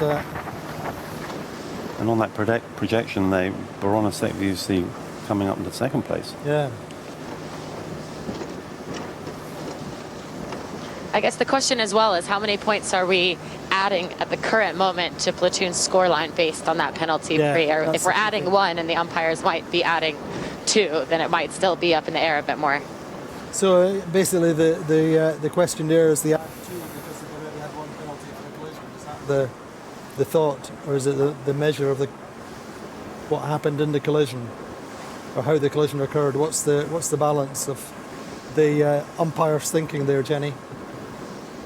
Oh, good question. Why would they penalize them 1 versus 2? I think it's the measure of the damage to the boats is what would affect the umpire decision there.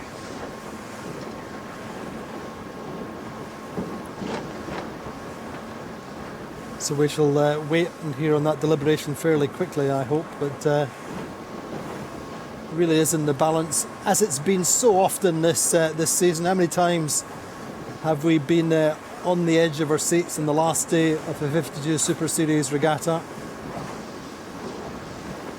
Or in the edge of our pits, actually. In your case. Yeah. But yeah, it's. I think that's the way of this season. I think it's going to be the way of the championship itself, the season-long championship. Going to be pretty close in Porto Cervo. But no mistaking who's leading this race, Jenny. 120 metres or so ahead to sled.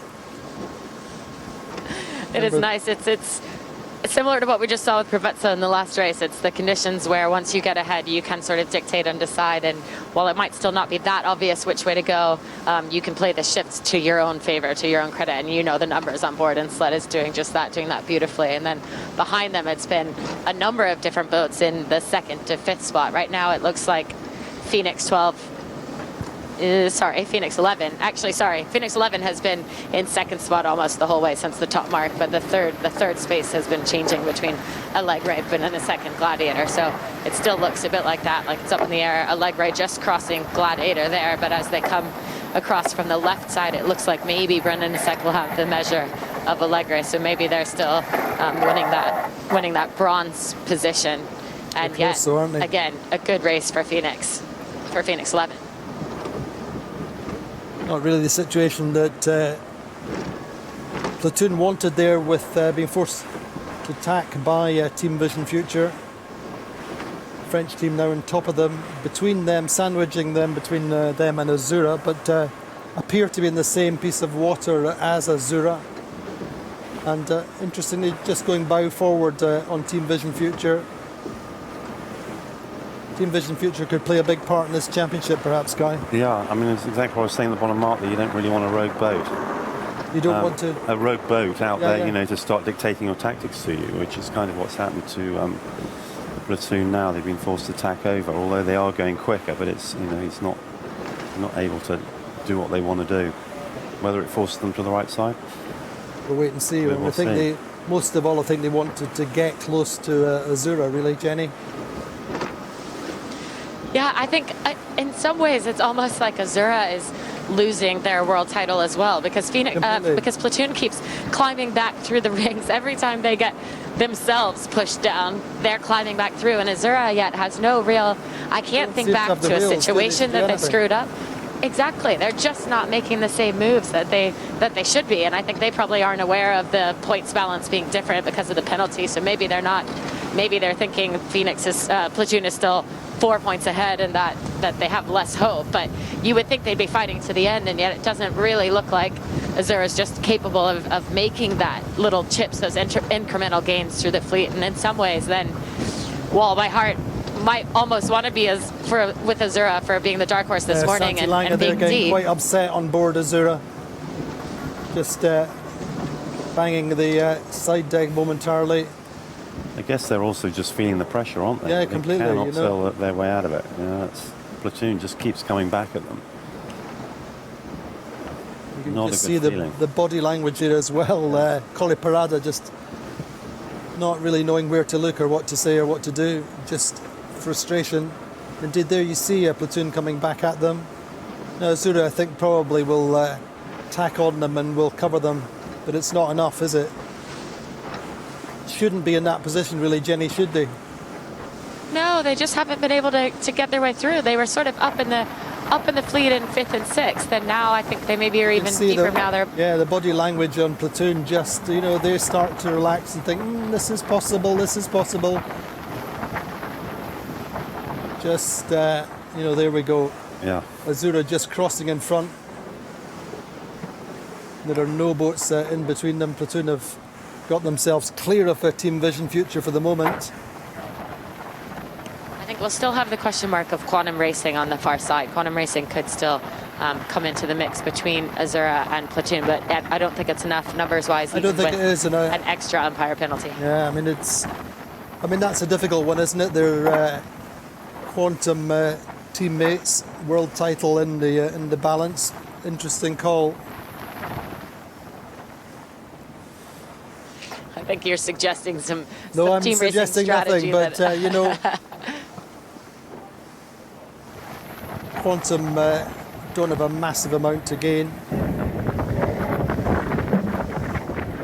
But you know, all credit to Platoon to a certain extent, or some credit, shall we say. You know, they've dug themselves some holes and seem to be able to climb out of them.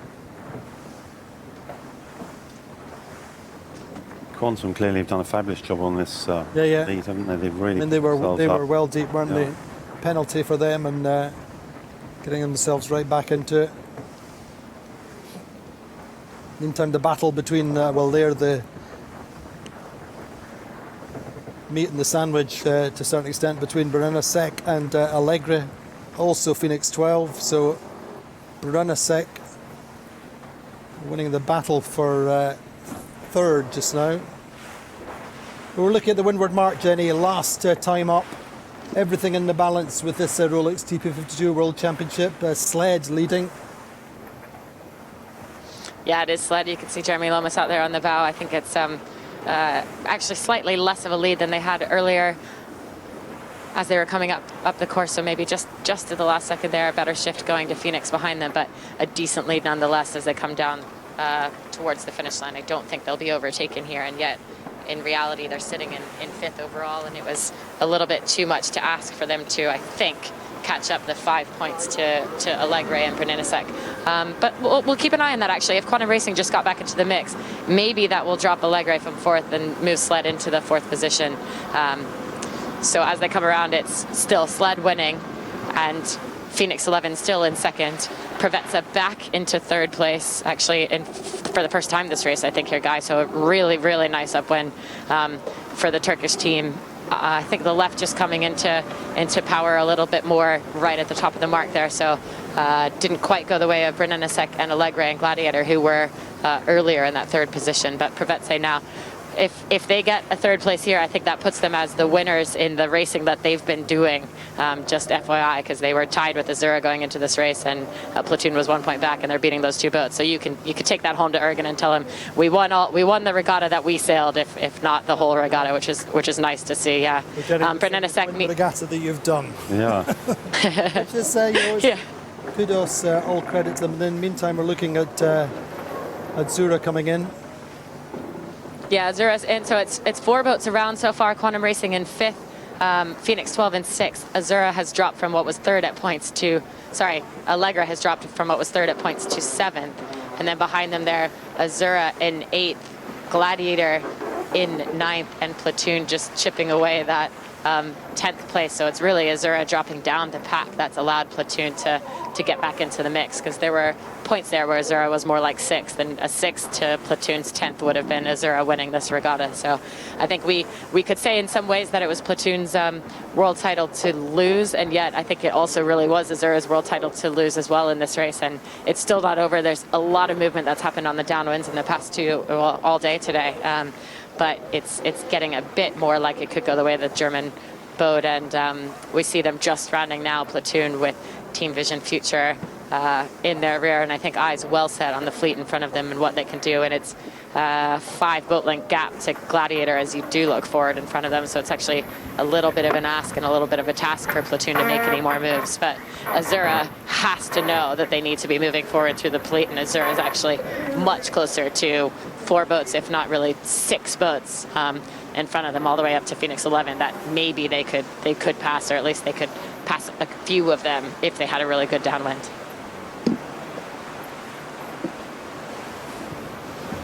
So still in the balance. Santilange just cooling himself off for this last run.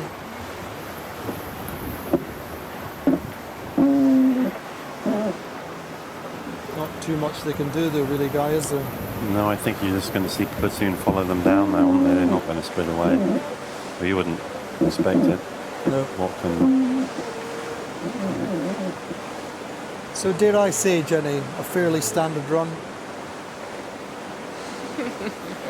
Last time you said that, it all turned inside out at the bottom, didn't it? But I think today we're not going to see that huge right shift that we saw on day 2 when we were talking about this. And I think, yeah, it is fairly standard. It's in fact not a single boat jibed here. So as we were just saying at the top there, the left came in with a little bit more left pressure and left shift, and that's what helped propel Provezza forward. And I think the whole fleet's seen that, and that's why no one's jibing here at the moment. That unfortunately, I think for Azura, the game of follow the leader makes it more difficult for them to make big moves. And for John Kostecki and the guys on board Platoon, they're probably hoping that this had come through on the last downwind when they were hung out to dry by themselves out on this left side of the race course. They were seeing it, but it never got to them, and now it's gotten to the fleet about 10 minutes, 20 minutes later. You can see a kind of scenario developing, can't you? A theme through this season where Azura, the bridesmaids at so many regattas, but then go on to win the championships, perhaps. But it's the same story for them again, as we've seen, I think, at almost all of the regattas, except the first one. For the last 2 regattas, they've lost out by a single point and down to seconds. I think it'll be a point or a couple of points in it. But they will leave this event with a lead of probably 4 points, possibly even 5, and that's really what it's all about. Yeah, it's true. By closing up the gap here with Platoon, even if they don't win overall, they're extending what was a narrow 1-point lead this morning to a bigger lead. And yet, if they were having a good race here, if they were, say, 2nd instead of 8th, they could be putting a lot less points on the leaderboard and a lot more points between them and Platoon behind. So I think reality is, I think they'll go home with some major debriefs about their performance here this week, because they won't just be happy with being on the lead overall. They've not sailed their best regatta, and maybe they've got some tricks that they need to learn from Platoon for for speed, for boat speed. I mean, Guy could probably talk us through a little bit about how the spying programs is working amongst the teams and how much you guys are looking at what other boats are doing and what's making them go fast. Question. Guy, Jenny's asking about the spying programs and what do you learn from the other teams?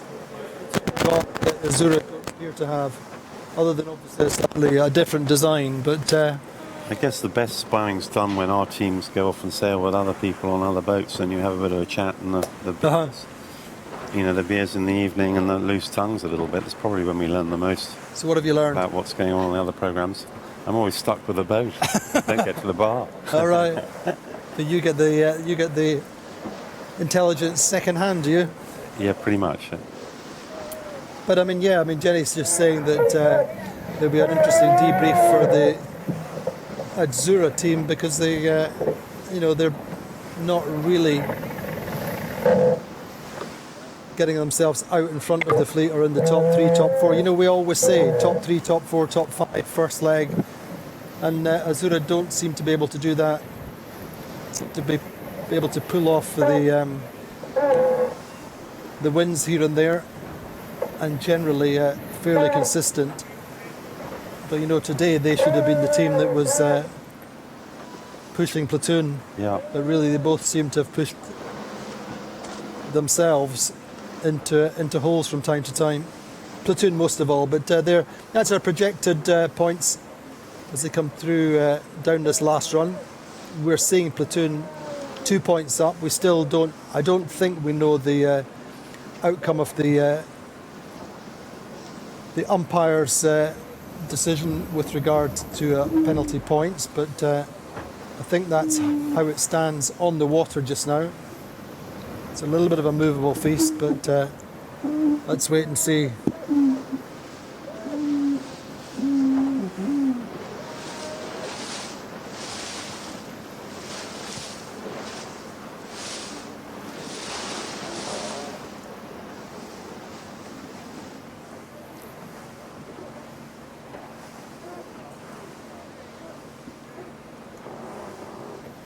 So we have seen out the back Andy Platoon jibed out.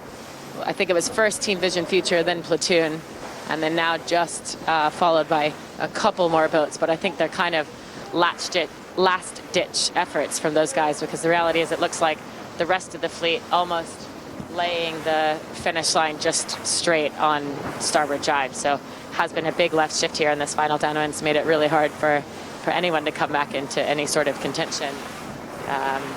And I think it's, a difficult task for Azura and for Alegre maybe trying to get back into pulling any points. It's kind of the one downwind where we're really not seeing much movement.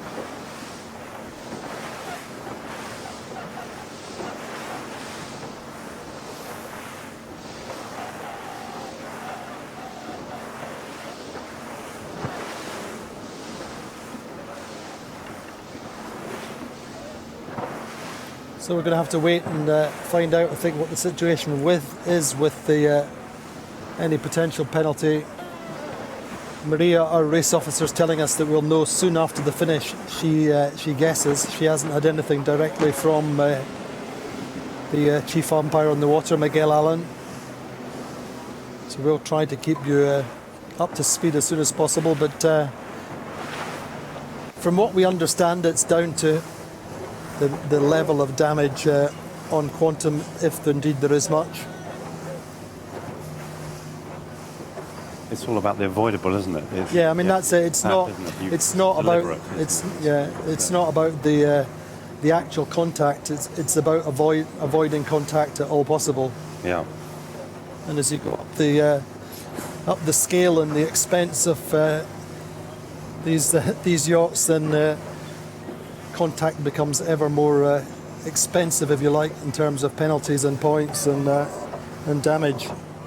In the J class, it's a different prospect, and in the super yachts, there's no such thing as contact, is there? You have to stay several hundred meters apart, and all the races start in staggered starts.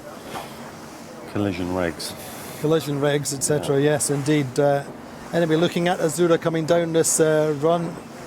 Azura and Platoon now 8th and 9th.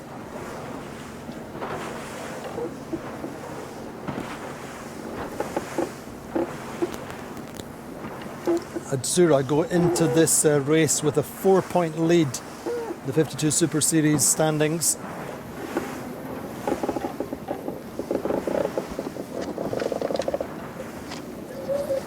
But with quite a few points there, isn't it? It's good for the overall for everybody. Yeah. It's a fairly high scoring regatta, so we should be able to mix it up a bit and make it even more exciting in Puerto.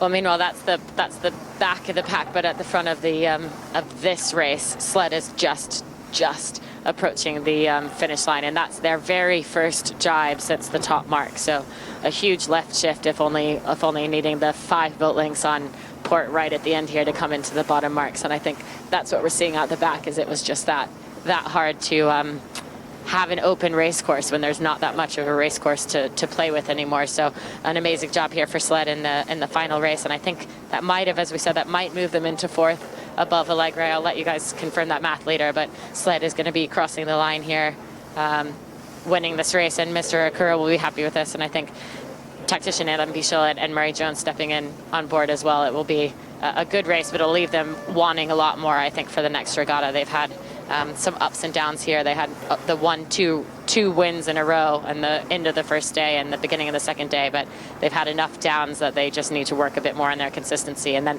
behind them here, tight battle, but I think Phoenix 11 will hold them off. So a great second again for Hasso Plattner's team, and the boat that's been racing the majority of series here for the Phoenix teams. If he's not on board, then Tina was driving this boat. And then just after them, the Turkish boat of Bow 09 Provezza. And I think, again, a really, really awesome job to those guys on board and to you, Guy, and the team for getting the boat back on racing. And then, of course, while they were racing, to actually have won their own little battle. So I think a really nice job by that team. Brennanasek squeezing into 4th position here. And that, I think, should put them probably on the podium in 3rd. I'll let you guys clarify that. If it's not, maybe that they've actually gained over Azura. But I think that's Brennanasek clinching the bronze, and then Quantum Racing across the line in 5th place. So a really good comeback from what was deep earlier after the penalty at the first top mark. And Phoenix 12 crossing in 6th position here. So Phoenix 12, I think, will stay in probably 7th place overall and stay ahead of Phoenix 11 overall. And then Allegre soon to be coming into 7th place, and I think that just drops them or keeps them in 4th. They were tied in this race, and now they're just dropping off of the tie with Brennanasek. Brennanasek in 43, I think Allegre 46. Okay, exactly. And then Azura here, Azura into 8th, 9th, 10th, 11th. Yeah, 8th place for Azura. So I think a really disappointing race. If those guys were to know how close it could have been, yeah, then they maybe would have fought harder, but probably they're always fighting their hardest, and that was the best that they could do on a day like today. So not an amazing day for Azura with a 6 and a 8, and yet Platoon really also not an amazing day with an 8th and a 9th and at least 2 penalty points, if not more, 1 from each race so far. But yet that might be them seeing the world title. Behind them here, Team Vision Future and Gladiator crossing the line. So at this moment, I think we're going to go towards Platoon. They go towards the umpire boat. It looks like boat. they're... Yeah, well, that was the debate, whether we go towards the umpire boat, but I think realistically Maria will hear the answer quicker than we will from the umpires. So I don't think, unless they were giving them 4 points, and I think that's probably too many points to be awarded for anything. I think otherwise it's Platoon. Actually, we're hearing. We're at the collision at the start between Platoon and Quantum, and so there is some damage on Quantum, so it's a 2-point penalty to Platoon. 2-point penalty. So that gives 41 to Platoon, Azura 42, I think. Number 9, first, led, second, Felix 11. Sorry, so Andy, say that again, the scores. I think 41 versus 42. But which, who has what? Platoon were Yeah, on 39, 31 going into, 30 going into this race, plus 8 points gives them 38, and then the 2-point penalty takes them to 40, and Azura 34 going into this race, plus 7 equals 41. So I think there should be 1 point in it, but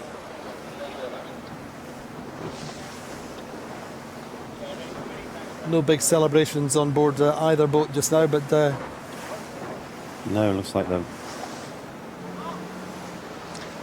I think we saw a tiny bit of a celebration across the line, but it's a it's a difficult certainly an it's a difficult acknowledgement time there to from celebrate Azura. when they've Yeah, had such a hard day today, I think.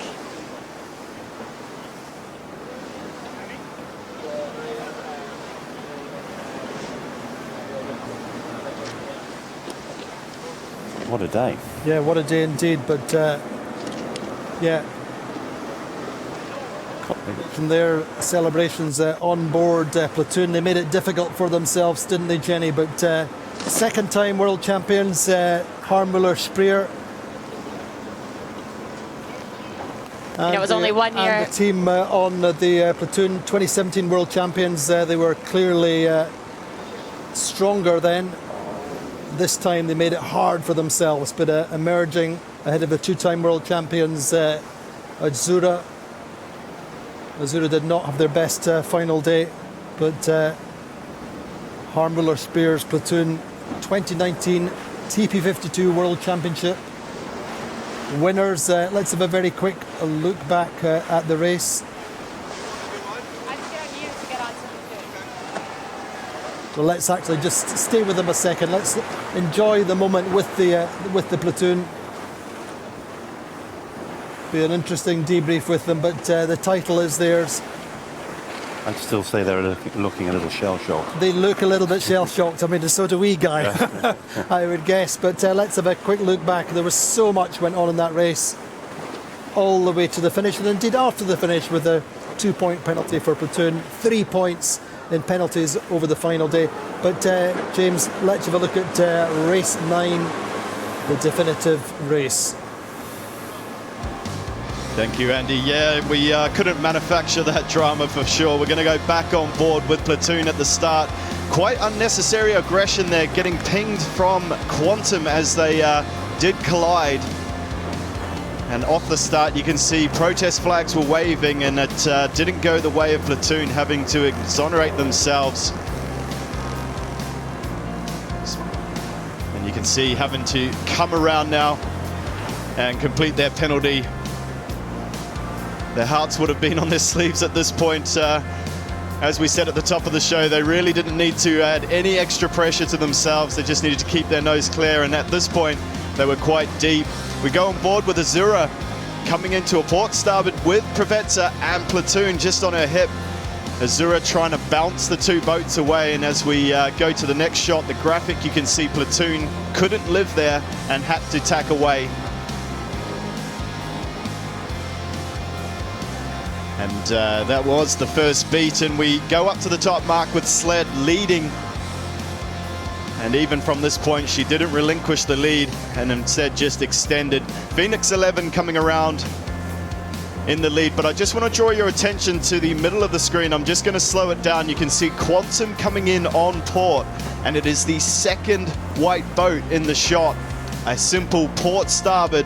And as I ramp the speed back up, you can see Quantum just getting caught there, just behind her. The umpires are right on the pulse of the action. It wasn't long before Quantum were given the penalty. And as we saw play out in the live, they actually ended up giving themselves a bit more of a hard chance to get back in the race, as they did get into the way of everyone else trying to exonerate themselves as well. So back onto the graphic on the downwind leg, you can see Sled out in the lead. And we go to the drone shot with Azura jibing over, still quite deep in the pack at this point, doing everything they could to get as many boats between them and Platoon. Down to the bottom mark, it was all Sled. A fantastic kite drop as they came around the bottom. And as you can see, a good 200-meter lead back to second place, where there was a nice little battle going on. As we got onto the upwind leg, Sled starting to extend their lead. Allegro punching out to the right-hand side. Platoon getting caught and having to push to the left. And as we go on board, you can see this is when they started pulling in the Italian flag boat, Azura, getting into the same patch of water. And unfortunately, frustrations were building on Azura there, as they knew right then and there they didn't want to see that Platoon boat getting too close to them. Coming up onto the ley line now. This is the top mark. Sled way out in lead. and doing a fantastic job of keeping their nose clear and extending. Phoenix 11 coming around in second, with Provezza just behind them, and Braninisek just off to her quarter, chasing her down. This is where Platoon really had to put the gas on. As you can see, tensions building there onto the final downwind leg, all stacked up in a row. Azura doing everything they could to get ahead of as many boats as possible, but Platoon was right there. Just a quick onboard shot of Provezza there, lovely shot with Braninisek right on her hip. But up to the front of the pack, it was Sled coming through to take the final race of the regatta. They were in the mix early on in the week, but falling back. Phoenix 11 doing a great job, finishing on a positive result, second. And unfortunately for Azura, that really does say it all. It was in the mix for them, but falling away at the last minute there, Andy.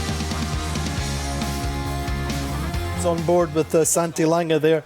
They really care, and it's a tough day for them as well. Yeah, for sure. I mean, a day on the water for both boats of nerves and frustration. You could see the body language. I mean, we call Harm Muller-Spear the Iceman and all that kind of stuff, and he visibly on the outside is cool and calm.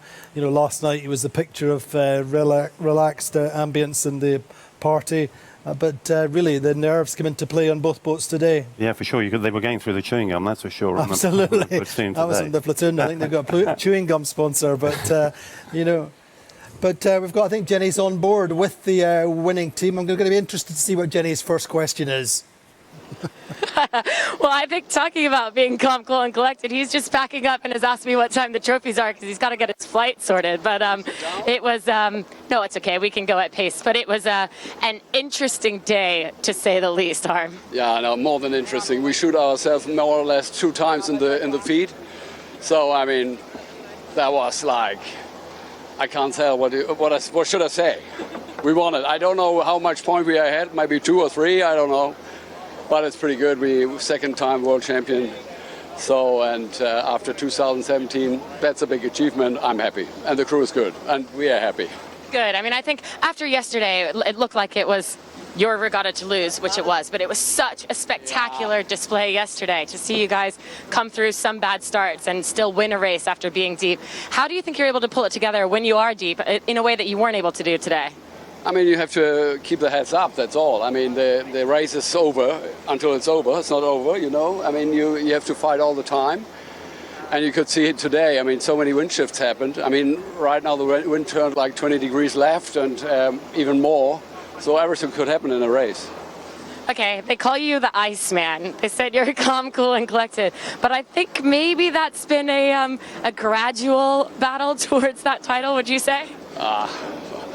Whatever. I mean, whatever they call me, we won the race. That's it. That's it. You won the Worlds. Well, congratulations. Yeah, we're going to take a word as well here with John Kostecki, who's probably slightly less calm, cool, and collected. They were just talking about how much gum this boat goes through. I'm going to sit here just so we get a little bit of your face towards the camera, but a really tricky day on board for you to have to be battling back from some deep starts. First, can we talk about what was actually happening when we were getting the penalties on the start line? Well, on the first one with Azura, they came in and hooked us, and they came up and like the last inch of the bowsprit hit our, stern pulpit. So it was a penalty, and we did the penalty. It turned out it was a AP, so postponement start. So it was good. We got back, and then we found out we had a 1-point deduction for being wrong on a collision. So we started the day with an extra point straight off the bat. And the second one in the second race was reverse positions, and we came in from behind on Quantum, but we were a little too tight on them, and we didn't really give them enough room. And Harm came up a little bit, and we tapped our bowsprit on their stern pulpit and caused a collision. We got the penalty and probably a point for that too. And do you think on board it was just a little bit too much? Yesterday went so well, so perfectly, that you guys were not firing on all cylinders in a way? Was there too much enjoyment of yesterday's racing, perhaps? No, we have a great team. very good team. We've been sailing together now for 3 years. And the funny thing is we've never been in this position with a nice lead going into the last day.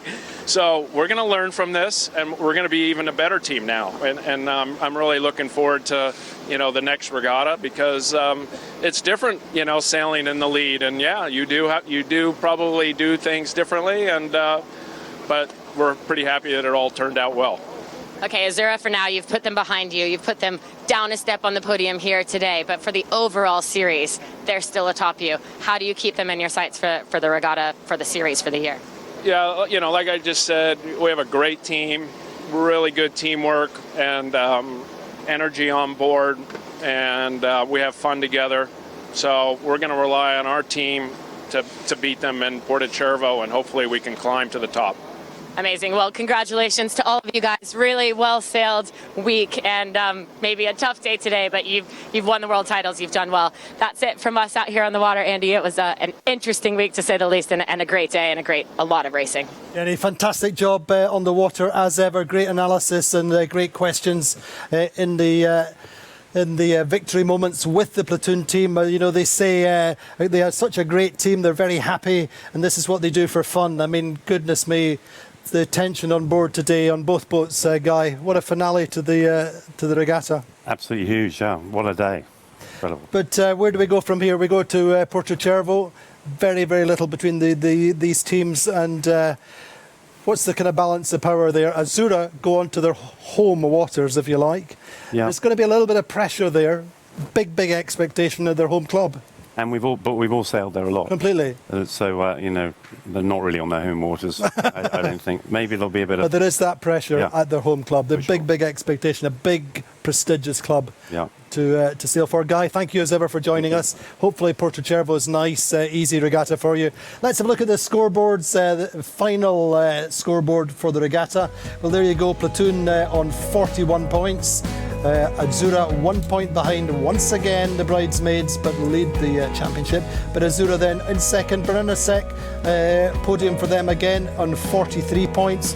Sled on 45, Allegra 46, Quantum Racing 47. Really nothing in it. This is the closest regatta we've had, I think, so far this season.